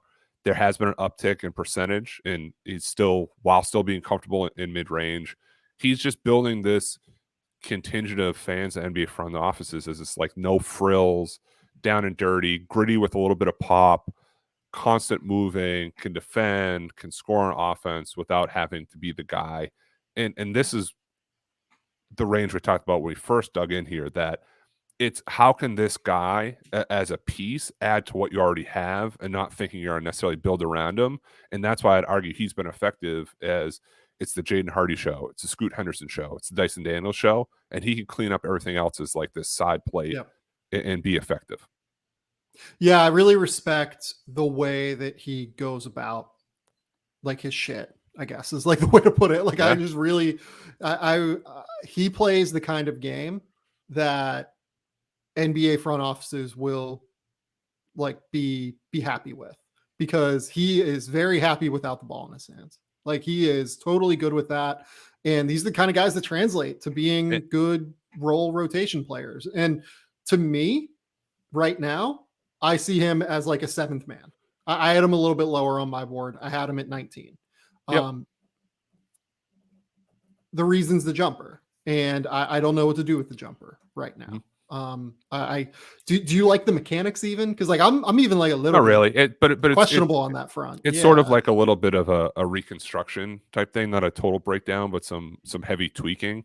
The one thing I wanted to add without cutting you up is he's good without the ball, but not complacent without the ball. Like he's still moving, he's still screening, he's still cutting. He's not one of these guys where it's like all right, Dyson Daniels doing whatever. I'm going to stand in the corner. If he needs like a miracle back cut to end this, I'll go with 7 seconds left or something. Like he's moving. Yeah. He's finding his little spots. He can flash the high post, catch, attack, look at opposite, rescreen, rebound too. Okay, so let's move to Dyson Daniels now, who I took at 15. So I like Dyson Daniels a little bit more than MarJon Beauchamp. I had Dyson at 12.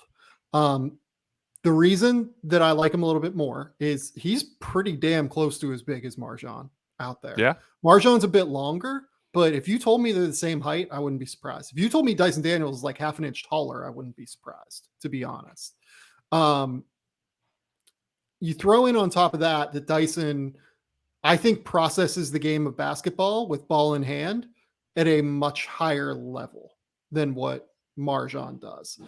His passing ability, his ball handling ability, his ability to read and react on the court, I think it's more impressive than what I've seen from MarJon so far.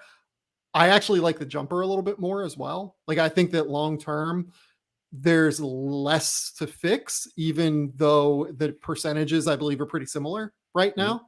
I think it's more a matter with Dyson of getting stronger. Dyson's also 2 years younger than MarJon, is he not?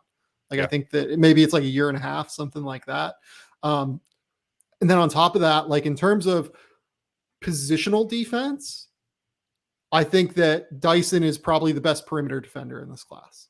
In terms of like guarding ones and twos, I think Dyson Daniels is utterly incredible at it for someone who is 6'6". Like, he can use his length and athleticism to bother the hell out of those guys in a really significant, substantial way. MarJon is a bit more flexible and switchable, I think, just because of his length than what Dyson is. Like, I think that Dyson might struggle a little bit on fours. I don't know that MarJon would necessarily struggle on ones. If we're kind of talking about like positional flexibility and switchability up and down the spectrum of positions. But I think that Dyson's ability to pester at the point of attack and frustrate opposing guards drastically exceeds MarJon's defensive ability at this point. Yeah, the more I watched Dyson Daniels, I wasn't super impressed internationally. And the first couple of games of G League, I didn't get it because I thought he was slow, but it's more methodical than it is slow. It's more paced. I see how he can tie the offense together, and he then makes you play at said pace. He doesn't get sped up and go too crazy. It's like, we're going to play this way, and I'm going to dictate the tempo, and you're just going to have to deal with it. I also think he's playing a little bit out of position, and he's still able to balance scoring and facilitating while doing that. He doesn't force. He finds that roll man when he is cut off, and then he'll pump fake and kick out. If not, I think also he uses his size well. Similar to Beauchamp a little bit, I see as a player with ability to be in almost any style of offense. He doesn't have to have plays drawn up for him. He's not going to complain about touches. Just a really solid all-around player. Yeah, I mean, he hasn't complained about touches this year, despite the fact that freaking Jaden Hardy and Pooh Jeter are playing ahead of him for some reason. So, that's a good sign too. Okay, you're up at number 16 now. Am I saying? Oh, it is 16. Okay. 16. He was 15 on my big board as I scroll here in real time. I have Blake Wesley from Notre Dame. Yep, love that one. Breaking your heart. That is disgusting, and I don't like you. Okay, so at number 16, 6'5", he keeps getting better. I almost want him to go back next year and be this Jaden Ivey type of college player. I don't think that's necessarily going to be in the cards. It's going to be hard to keep him out of the draft. At his size, can play the one or the two. He drives really well off reversals, then can kind of contort, twist his body around the basket to score. Finishes in the paint. He doesn't look for bailout fouls and flail in there. Stops really hard to pull up for jumpers from mid-range. We're watching him develop in real time. He's much better now at a pick and roll. He's quicker with the release on his jumper. It's a little bit of a sling across his body, but you've seen it be sped up. He's improved his rebounding numbers. He's had multiple steals in 4 of the last 6 games, and he's the head of the snake for a Notre Dame team that it's also won 5 straight games. As a half-court offensive creator, I think he and TyTy Washington are the 2 best guards I've seen this year as freshmen in this class. He has completely adjusted to being able to play on the ball in the half court in a way that is really, really impressive to me. Typically, this does not happen for guys that are this young, frankly, let alone were ranked outside the top 50 in their recruiting class. Yeah. I think that Blake, he was one of those situations where he was like kind of hidden away almost, right? Like, Yeah, a little he bit. committed to Notre Dame like pretty early, right? Yeah, and from South Bend. So if you kind of have Right. those two things going for you, I don't know how many people are necessarily going to fly out there and watch them. And it's the famous COVID year too. So I don't think he was able to show how much better he's gotten either. Right. Yeah, just a very crafty, creative ball handler in the half court that I think is going to translate to the NBA pretty well. Yep. Okay. I'm up at number 17. This Yeah. is where we get really fun. Let's get weird. I'm going to go Nikola Jovic for the first international player taken in this class. This has not been a great international prospect year so far. Many of the prospects in this class have unfortunately just not been very good to start the year. Like Yannick Sosa has not been great. Ousmane Dieng has been pretty bad over here in the NBL. Jovic has been the one, I don't want to say breakout, but like he's consistently playing real minutes for Mega. He's averaging like 11 points and 6 rebounds. He showcased some of the real passing ability that we've seen at lower levels from him.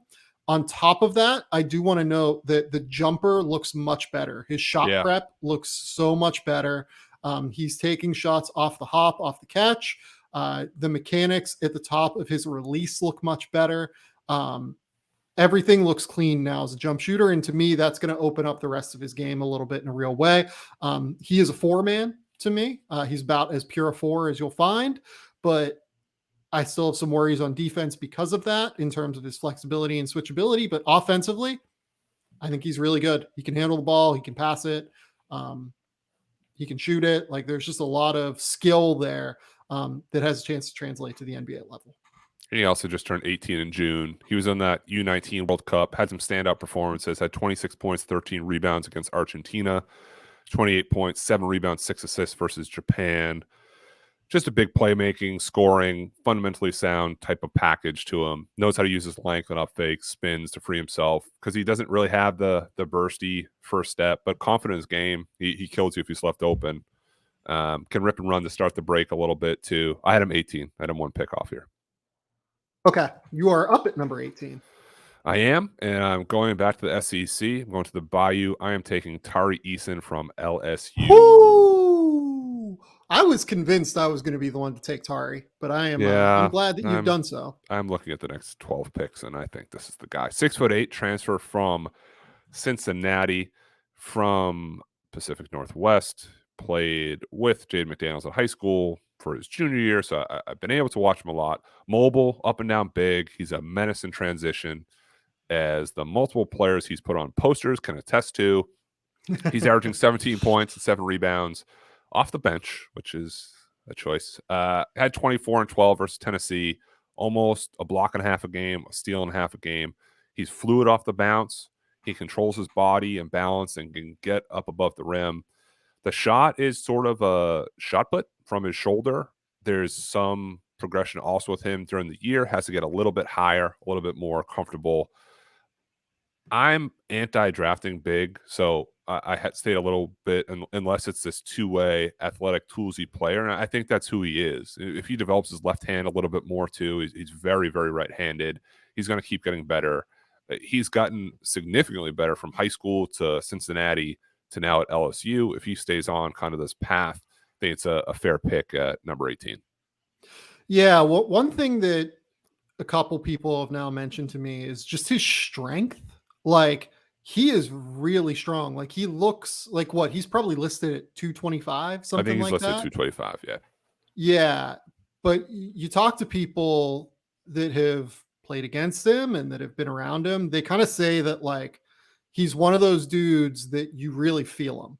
Like whenever like he's on you, like you kind of can't move. Like he can hold his position and you're just like kind of stuck, or he's going to power through you like it's nothing. And that shows defensively. I think he's been one of the best defenders in college basketball this year. If you believe in the jumper, I totally buy this pick. If you don't, then I think he's like number 35 or something Yeah. like that. I would take him in the first round. I believe in the jumper a little bit more than what I think others do. I had him at number 20. So that's why I was convinced I was going to be the one to take him, because I thought like I was just going to be the higher one of the two of us on him. So Yeah, this is why the boards are fluid. We've said that. yeah, no, I don't hate this pick at all. We just talked about him. He was my prospect of the week, 2 weeks ago? Yeah. So I don't know that we need to dive a ton deeper into Tari Eason. Number 19, I'm going John Montero out of the Overtime Elite program. Yep. And we've talked about this program. The two of us still have no idea how to scout it from any sort of trying. I think we're trying. Yeah, any sort of contextual standpoint. In terms of what I've seen, I really love John Montero's craft off the bounce. I think that he's a very real pull-up shooter. I trust his pull-up jumper more than I trust someone like Kennedy Chandler's pull-up jumper. Yep. I think that he's just a bit more fluid in terms of his footwork and in terms of his release. In terms of the passing, I think that gets interesting, because he very clearly, it seems like, has tried to make it a point to make high-level passing reads this year with OTE and to be more of a distributor, because when he was coming up, he was playing over in Spain. He's originally from the Dominican Republic. He's 6'1", let's say 6'2", somewhere in that range. Like a little smaller, but that's what they list him at. Yeah. Doesn't seem to have crazy length, but when he was over in Spain, he was much more of a scorer. It was much more of like a pull-up threat, get to the floater game, kind of everything like that. The reason that I'm more comfortable with him now is because we've seen some real latent flashes of passing ability out of ball screens. He's starting to go through his progressions a little bit more, starting to make high-level reads. He's making high-level reads against high school teams, against kids that I don't know what to do with necessarily in terms of contextually comparing them to, for instance, the SEC or the ACC or whatever league. Frankly, this league is much worse, I think, in terms of talent level than what those leagues are at this point. So, and the teams that they play against, basically. Yep. It's not even a league, really. They're just like kind of finding teams to play against. Right. Given the passing ability that we've seen, I'm more willing to take a flyer on John Montero here, I would say. Yeah, the size scares me a little bit at 6'1", more probably shooter scorer than passer. The passing has been better. I agree with you there. I had him at 24, a little bit more of a slide. I understand the appeal. There's people who have him up in the lottery. I'm nowhere near there. I still have to watch more games. I've tried to do my research, talk to coaches that played against them. I just want to be able to watch more of Overtime Elite. I know the competition is basically what it is. It's not getting better or necessarily worse the rest of the year. So we kind of have to take it for what we have right now. And for what it's worth now, all 19 of the picks so far have been in my top 20. So that's interesting. Now we're getting into a different tier, I think, of player. We are, and I'm at number 20. You're probably kind of similar. I'm going to stop the bleeding. I'm going to take Jaden Hardy from the G League Ignite. He was number 2 left on my board. You should just do the one-man podcast. We're thinking the same way. He has not been incredibly efficient. He hasn't. He came with a really big rep from high school. He's still going to get his buckets. He had sort of like this breakout, maybe turn the corner-ish type game where he had 30 points the other night.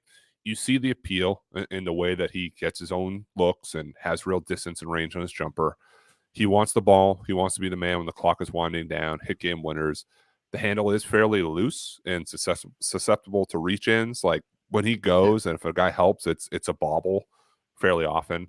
But he's this power scoring, I think more of a combo guard. I think he has to be more of this Gilbert Arenas type guy than your table setter. And I think he's hurt himself a little bit, casting that role, forcing himself to be something that he isn't. It's a small sample. It's 13 games or so, but we can't time out there. Did you say that he's like a table setter? Like he's no. making I said passes? He can't be your table setter. That's the problem.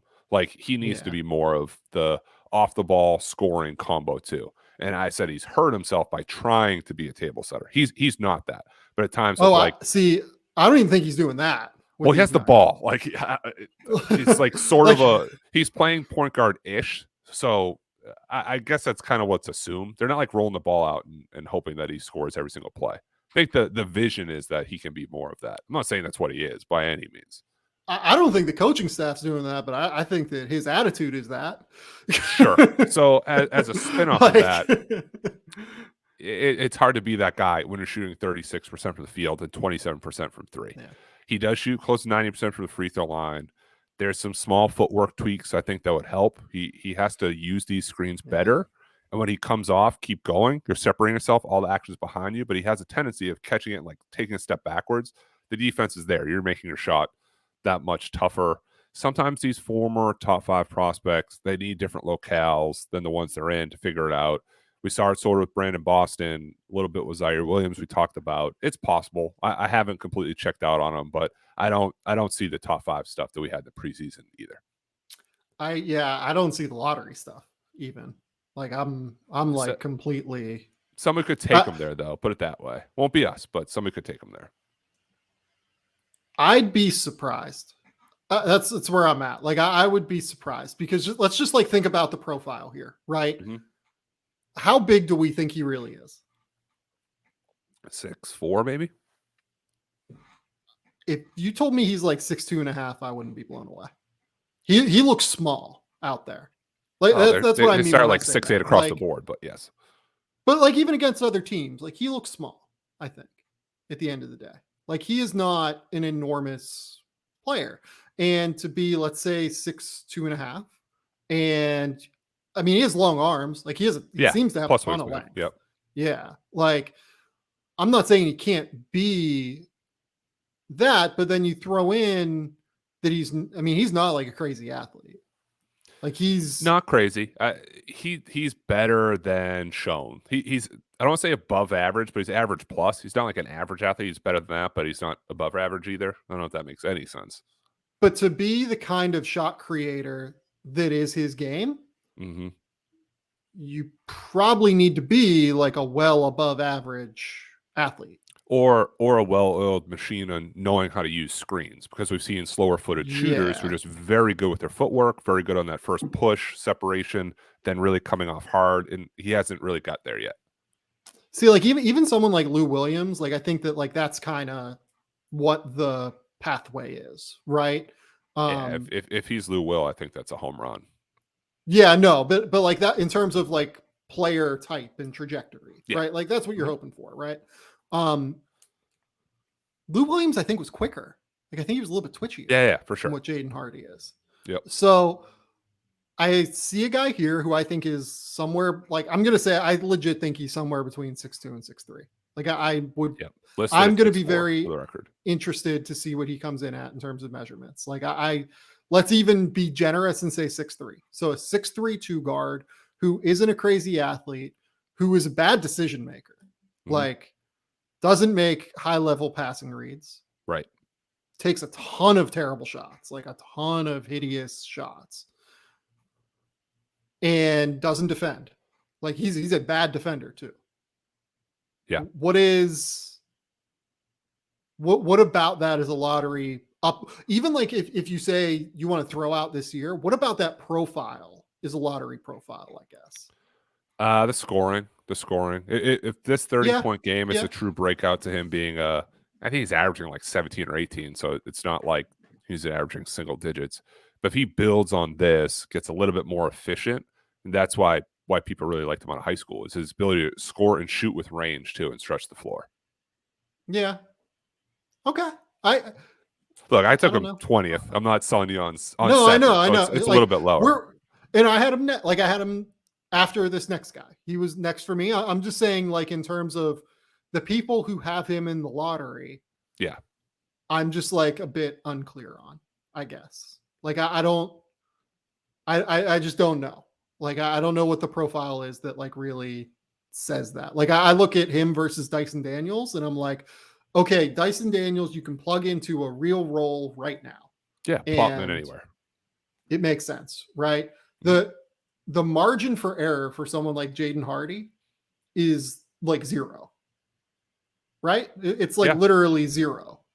So he needs to become an elite shooter. He needs to become elite in terms of footwork, in terms of handle. Like he can't just be okay at one of those things. He needs to be like incredible at all 3 of those things. And that's hard, I think. Yeah. not saying you can't do it. It's just the odds of hitting all three of those boxes, I think, are a little bit rare. lower. Mm-hmm. Yeah. Okay. 21, I'm going Kennedy Chandler. And you and I think, have been a little bit lower on Kennedy than what the consensus take is on Kennedy. There are games like against Colorado where he looks like a just speed demon out there when he's turning the corner on Evan Batty every time and getting to the rim and finishing. There are also times where teams switch defensive coverages and ball screens, and he looks like he has no idea how to handle it. Yes. That's the big thing that worries me. Like when I watch him, I see a guy that is still really learning how to be a high level point guard and not just use his speed and tools to get where he needs to go. And that's tough for me whenever he's a 6-foot guard, I guess, is what I would say, who also has some real shooting questions as well. I think you and I have talked about it, or you wrote about it before too, and I prefer Sharife Cooper over him. And Sharife doesn't really get much burn. He slid a little bit. When you're that size, you have to really, really be able to shoot it to stick and to score. And especially in the playoffs, especially in the 7-game series, those are the types of things that are isolated on and exposed. So I had him a little bit lower than that. I won't completely deny that he's had some good moments, but seeing those games where he has switched on or is a little bit more physical with guys, he's struggled. So I actually have him outside the first round, which might not be a hugely popular thing. I don't necessarily love the style of play. I had an agent say, could he be Darius Garland? I said, no, he cannot be Darius Garland.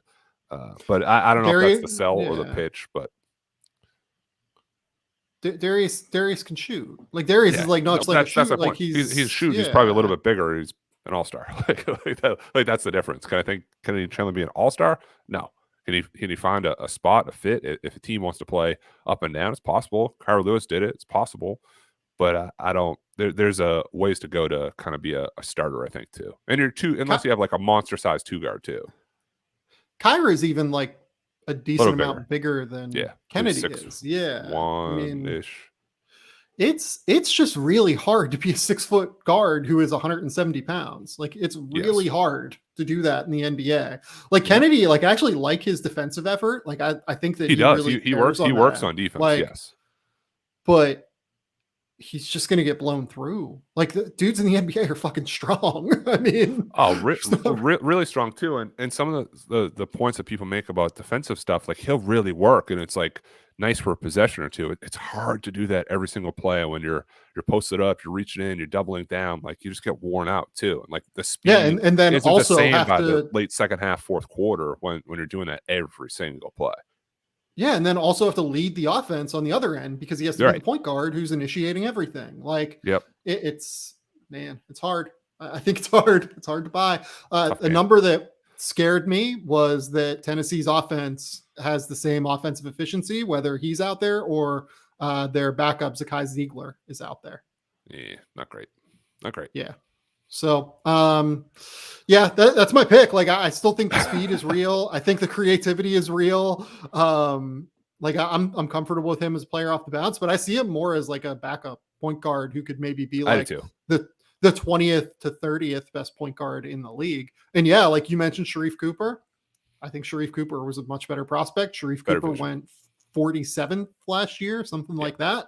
And I had Sharife Cooper at 23 in a better draft. I have Kennedy Chandler at 20 right now. So yeah. Okay, I'm up. I'm 22nd. I am going Wendell Moore from Duke.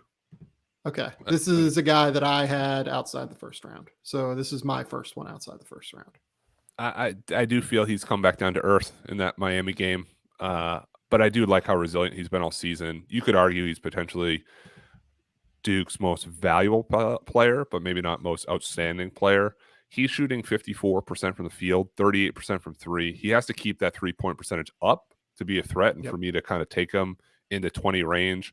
I like that he's primarily off the ball and still around 5 assists per game, which has shown real growth.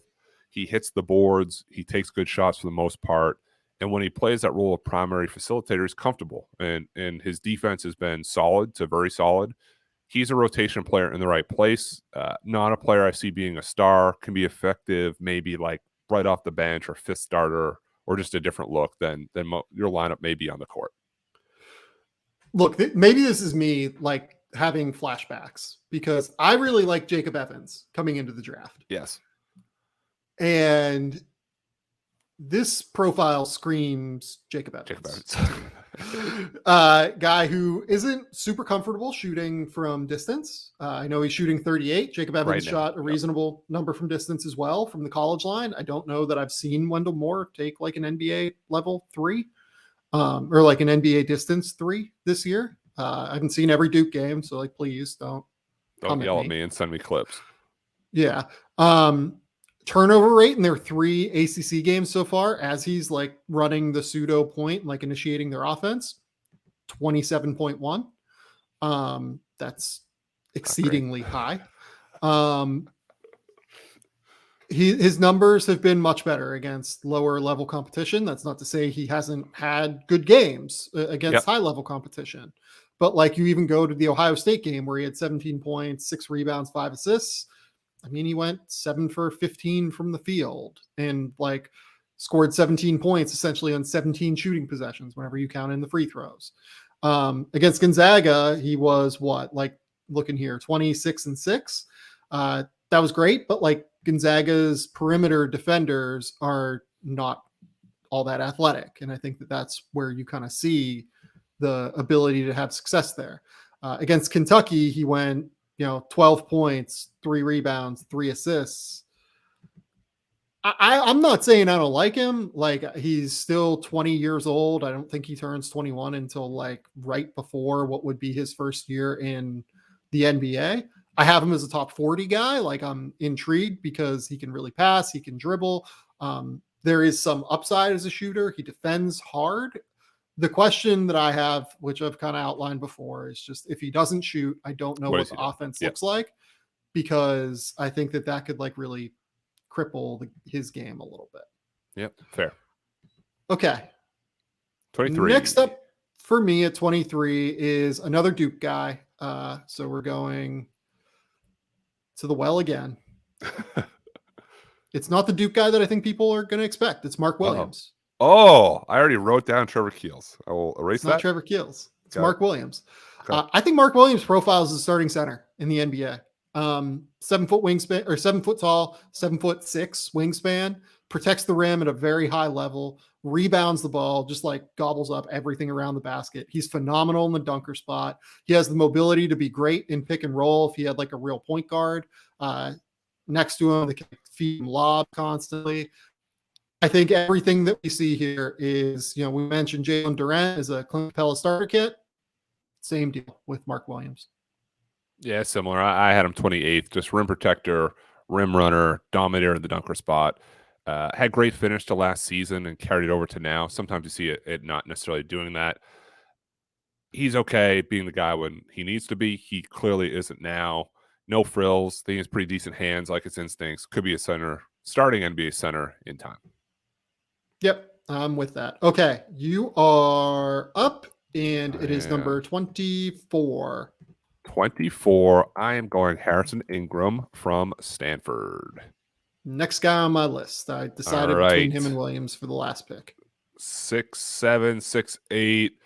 Really good passer. Really, really good passer. Not the most fleet of foot, so he succeeds using angles or being advantageous of mismatches. Does a little bit of everything in the stat sheet. He's the type of guy that I'd say like almost the Celtics need, where he's not going to force the action for shots, but he can connect with passes. He's unselfish.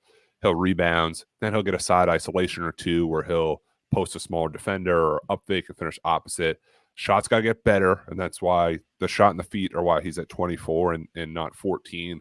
I like the way he sees the game a little bit ahead, and when you watch, you'll notice that as plays are developing, even when he's not involved, he's kind of pointing guys to the right place. So he knows how it's supposed to look. I like his processing speed. End of the first round, it's worth taking a flyer on a guy that, at the very least, keep your offense rolling and make his plays as Mark felt when he has a chance. Yeah, another guy that just needs the jumper. If the jumper comes, he'll play in the NBA for a long time, I think. Yeah, I like this pick actually quite a bit. I think this is good. Okay, number 25. Give me Jeremy Sohan out of Baylor. Ooh, like it. Okay. And I don't know if this is one of those deals where Jeremy Sohan, I have no idea if he's going to enter the draft. And frankly, like, I don't think Jeremy Sohan should enter this NBA draft. Mm-hmm. But his tools are real. He's 6'8". He has shown some ability to shoot the basketball. I think he's at 36% from three. His defensive versatility has been pretty strong. I feel really good about him on 3s and 4s. I would even argue that like you can run different types of ball screen coverages with him. I don't know if I feel good about him switching onto ones, but like you can live with him out there on the perimeter. Good passer. I really like what I've seen from him so far as a passer. Athleticism, like I don't worry about that really with him. Like he can laterally move more so than like he doesn't have like a crazy amount of vertical pop, but like it's enough there to like go up and dunk if he needs to go up and get a lob, right? Yeah. It's tools more than production right now, and Totally. I'm comfortable betting on the tools in the end of the first round. This is like a pre-draft candidate, a classic pre-draft. We're straight pre-draft the next 5 picks. I like what he does and extends when he goes off the bounce, and he's always in the right place. And this might sound a little silly. It's like the shot's there, but it just needs to go in. Like everything else is right. The mechanics, the prep, you're wide open, you're squared up, and it's like a little bit off. I texted somebody the other day. I said, what do you think his actual best prospect game is? Because I've watched a lot of Baylor, and every time I do, he's been okay, and he'll dominate against like Northwestern State. Then you go back and watch Iowa State. Just has to put it all, like all these little tools and things, put them together to make a full package. I like him. He'd be way high up on my board next year. This is a pick I do like at 25. Okay, you're up at 26. 26, back to Durham. I'm going to take Trevor Keels from Duke. This He was is next for me. also a little bit of an investment. I get he will eventually be this two-way bulldog type of guard. We all got excited, me included, with how strong he came out of the gate. He's kind of come back to the prospect he actually is right now. Very, very strong. I think they said on the broadcast he set the Duke bench press record. Also makes game-changing type plays. Needs to shoot better than 30% from three. Knows how to use his body off the bounce. He put the lockdown on TyTy Washington opening night. I take him here, bring him along slowly, and hope he becomes part of the rotation down the line. Yeah, I think that's all right. Like, yeah, I have no qualms. The thing that worries me remains the jumper. I know that every team I've talked to is like, oh no, like he can shoot, and like every person on the internet seems to go, oh no, like he can shoot, like don't worry about it. And I don't love the mechanics. They seem very compact. I don't love the numbers. Like is it weird to you that people just assume he's going to shoot? A little bit. He was a good shooter in high school. He was coming out of high school and coming on the grassroots circuit. He could shoot. He hasn't, with the slow start, I think the 3rd or 4th game of the year, he like shot really well, and people were saying like, well, that's kind of the player. Now he's coming back to that 30%ish guy. Has to get better. Yep. Okay. Next up, I'm going to go JD Davison out of 26, Alabama. Yep. And this is just a pure pre-draft flyer. Hope that it works out. Great athlete, like another legitimately elite, quick twitch, explosiveness guy at the point guard position. Has shown some real passing flashes.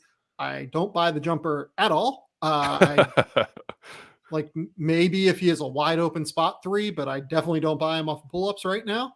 I don't love his defense either, but they often play him on like 2s and 3s as opposed to 1s, just because he's a little bit bigger than Javon Quinn-Early, and even at times like Jaden Shackelford, depending on what the matchup is across the like 2 and 3 position, they just play small. Yeah, this is like a pure, let's hope the athleticism comes together, because his feel is fine. I think like he sees the game. He's just like inexperienced from having not played a ton of high level basketball yet. Yeah. He comes from like a very small school in Alabama and just hasn't gotten that experience. So we'll see. But I think that like this is a pure we'll see pick and a pure take him and pray. Yeah, I've cooled on him. When it's a track meet in the open court, he's one of the top picks. I'd say like with a Tari Eason type. When it's a half court game, I'm uneasy. The reads from pick and roll or touch and go. The 8 turnover game against Tennessee really stuck out to me. I want to be able to capture that speed and toolsy stuff while showing how to be a change of pace player. It has to be more than 3 to 4 wild plays a game. Has just to be a little bit more of a combo shot needs to get there. Yep. Okay. You are up at number 28. This is a pre-draft thing, and this is a guy said we weren't going to draft. I'm still going to do it. I'm going to take Max Christie out of Michigan State here. I know he's off your board. I know why. Michigan State's won 7 straight. His emergence has been one of the main reasons. It's been double figures 5 of those 7 games. Looks more comfortable in that role. He is now. He's knocking down threes on the move, getting to the free throw line a little bit, being active on the glass. He's not ready. He needs strength. He needs playing time. Take him ahead of schedule, knowing he'll progress in your G League affiliate with your right developmental coaches, and hope he's one of these guys that should have been a top 10 pick if he went back to school. Yeah, I mean, look, if I had ranked Max Christie, I would have had him ahead of Jaden Hardy at the very least. Like, being realistic, if you were running a team, would you take Jaden Hardy or Max Christie? Max Christie, but I think it's more. I would too. I mean, obviously, I don't want to say more reasonable. Jaden Hardy's coming out, so this is sort of like a hedge of having him at 28. I think he's better than 28th prospect, but more of a logical range if it's like on the fence. Oh God, I have to pick at 29. This is disgusting. I was hoping that like you would have left me someone. Yeah, there's a couple. I am gonna go. I'm just gonna take Aminu Muhammad, I guess. All right. Like I'm 31, 2, 3, 34th. So yeah, I'll take Aminu Muhammad. He is 6'5". He's powerful. He's strong. He defends. He brings energy and intensity. He is a very questionable shooter right now, but I appreciate that he can drive and attack in a substantial manner. His true shooting percentage right now is 49% because he is driving into traffic every single time that he drives. Yes. He was flat out not very good against Marquette. He had 12 points and 6 rebounds and 3 assists, but shot 5 of 17 from the field. I don't know. Trade. All right. Trade. Number 29, trade. Okay. Well, I'm at 30. Grand opening, grand closing. Do you want to make the pick for me, or do you know what I'm going to do here? I know what you're going to do. Now that you said that, I know exactly what you're going to do. With the 30th it makes me happy. In the NBA draft, I'm taking Josh Minot from Memphis. And here's why I like Josh. At his size, 6'7", 8, sure. He hardly played to start. He hardly played to start the year, which it made no sense to me on this fast rising combo forward that has some vision, has some feel, has some craft, had this buzz coming out of their pro day. The last 3 games, he's played 20 minutes, 23 minutes, and 25 minutes. Started 2 of them. Against Tulsa, he had 7 points, 11 rebounds, 5 assists. Started versus Cincinnati, he had 14 points and 10 rebounds. I like his front court versatility. He can live on the perimeter, then post smaller guys, get putbacks on the board. He's an excellent cutter. If you turn your head, he's gone. Has some separation speed with his handle. And that makes real attempts to move the ball and to find other players. Like he'll go baseline and whip it opposite, then come back in. Yeah. If he has a runway, he's going to take off and dunk on you. There was a play the other night with Amani Bates where he rim ran. Amani lobbed it up. He dunked it. The 3-point mechanics need some fine tuning. He sort of leans backwards and to the left. His arms, legs go everywhere. He's all over the place out there. Also, he needs time. I really, really like him. He's one of my 15 guys I've mentioned who would be top 10 picks in a year. Please, Memphis, keep playing him. We like what we see. I couldn't let the moment pass by to not take him at 30th. I love him. I love the tools. I absolutely do not think he should leave.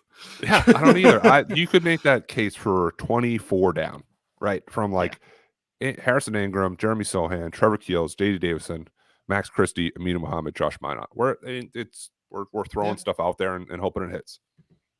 Guys that I did not take that I like.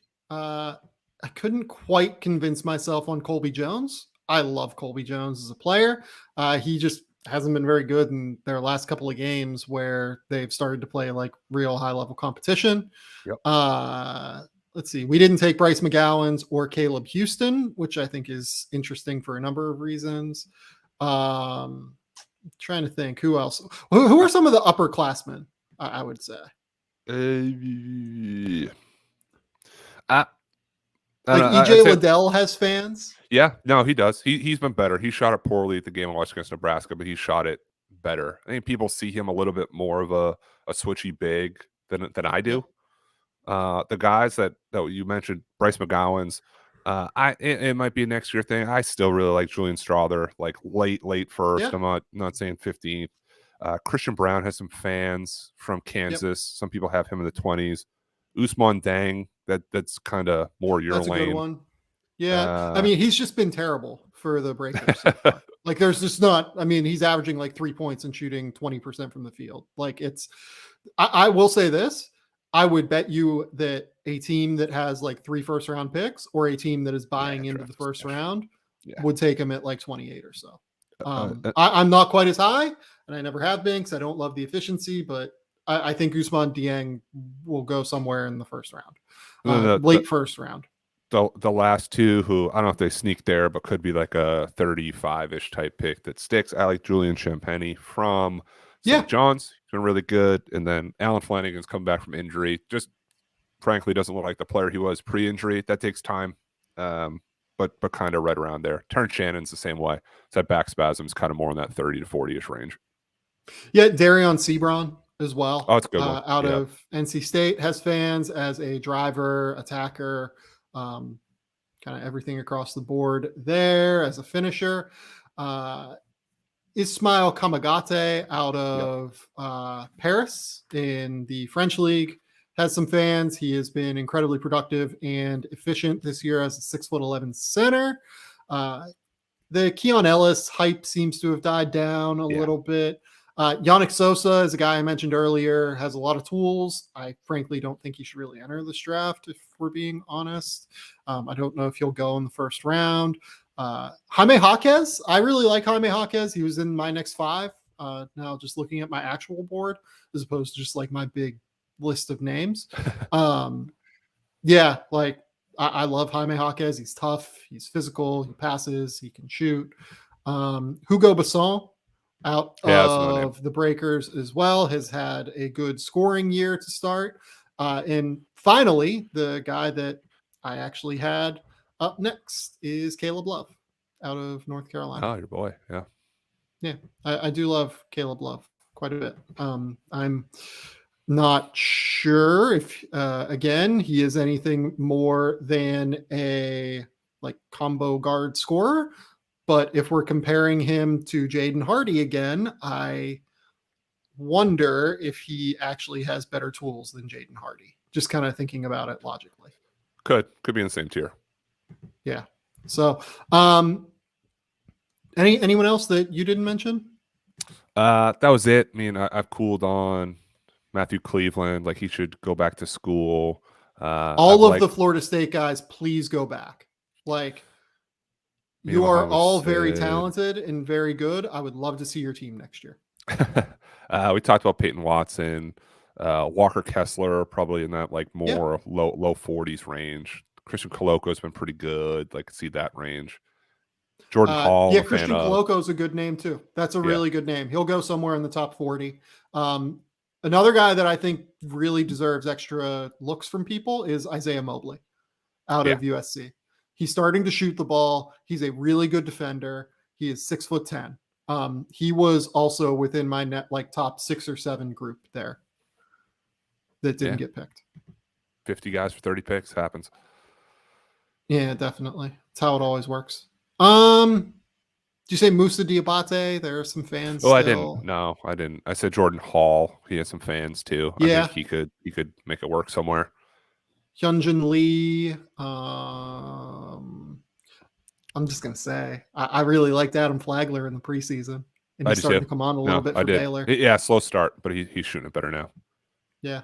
Okay, that's all we got here for this Yeah. episode. We've gone for 2 hours. We have. It's a movie. Do you speaking of movies, do you have one thing that you want to mention? We're not going deep diving today. No, I think I'll store it away.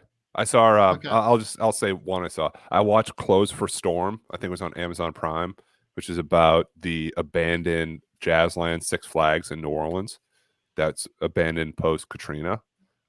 Interesting. I'm always fascinated kind of by like these Olympic structures and stadiums that are built and abandoned. So to have one like you can see like off the highway in New Orleans is pretty nuts. That sounds pretty cool. Let's go on a field trip, game theory field trip. Whenever the Final Four is in New Orleans this year. Done. There you go. There it is. I have more movies. We'll save for next week. I actually watched some stuff. Okay, I've watched the first 3 episodes of Yellow Jackets last night, and holy fuck, it is amazing. Yeah, it is so good. Heard good things. I would fully suggest people watch Yellow Jackets. Christina Ricci cracks me up every single time she's on screen. She is one of my favorite performances through 3 episodes I think I've ever seen in my life. Ooh, it's strong. Okay. It is. She is so funny. Like every single thing that she does is hilarious to me. Okay. Like I said, no mailbag, no prospects of the week or anything. We just named 30 prospects of the week. Please go subscribe to the YouTube channel. Yes. Go subscribe to the podcast. Go subscribe to The Athletic, theathletic.com/game theory to help support the show. Penny, do you have anything you want to plug? No. Plug the YouTube channel. You did that. Twitter, Matt_Penny. Those are the plugs. Yeah, please go follow Matt_Penny. What are we at, Penny? What kind of Twitter follow drive can we do? 2,500-ish. We're getting there. We're growing. Beautiful. Yeah. Follow Matt Penny on Twitter. For the love of God. Slowly. Yeah. I'm not asking a lot here. It helps the sell. Helps the sell. Yeah, and we'll be back next week. I'll have an NBA show. I will have a Penny draft show, and then we will be back for more. So until next time, we'll talk soon. Bye.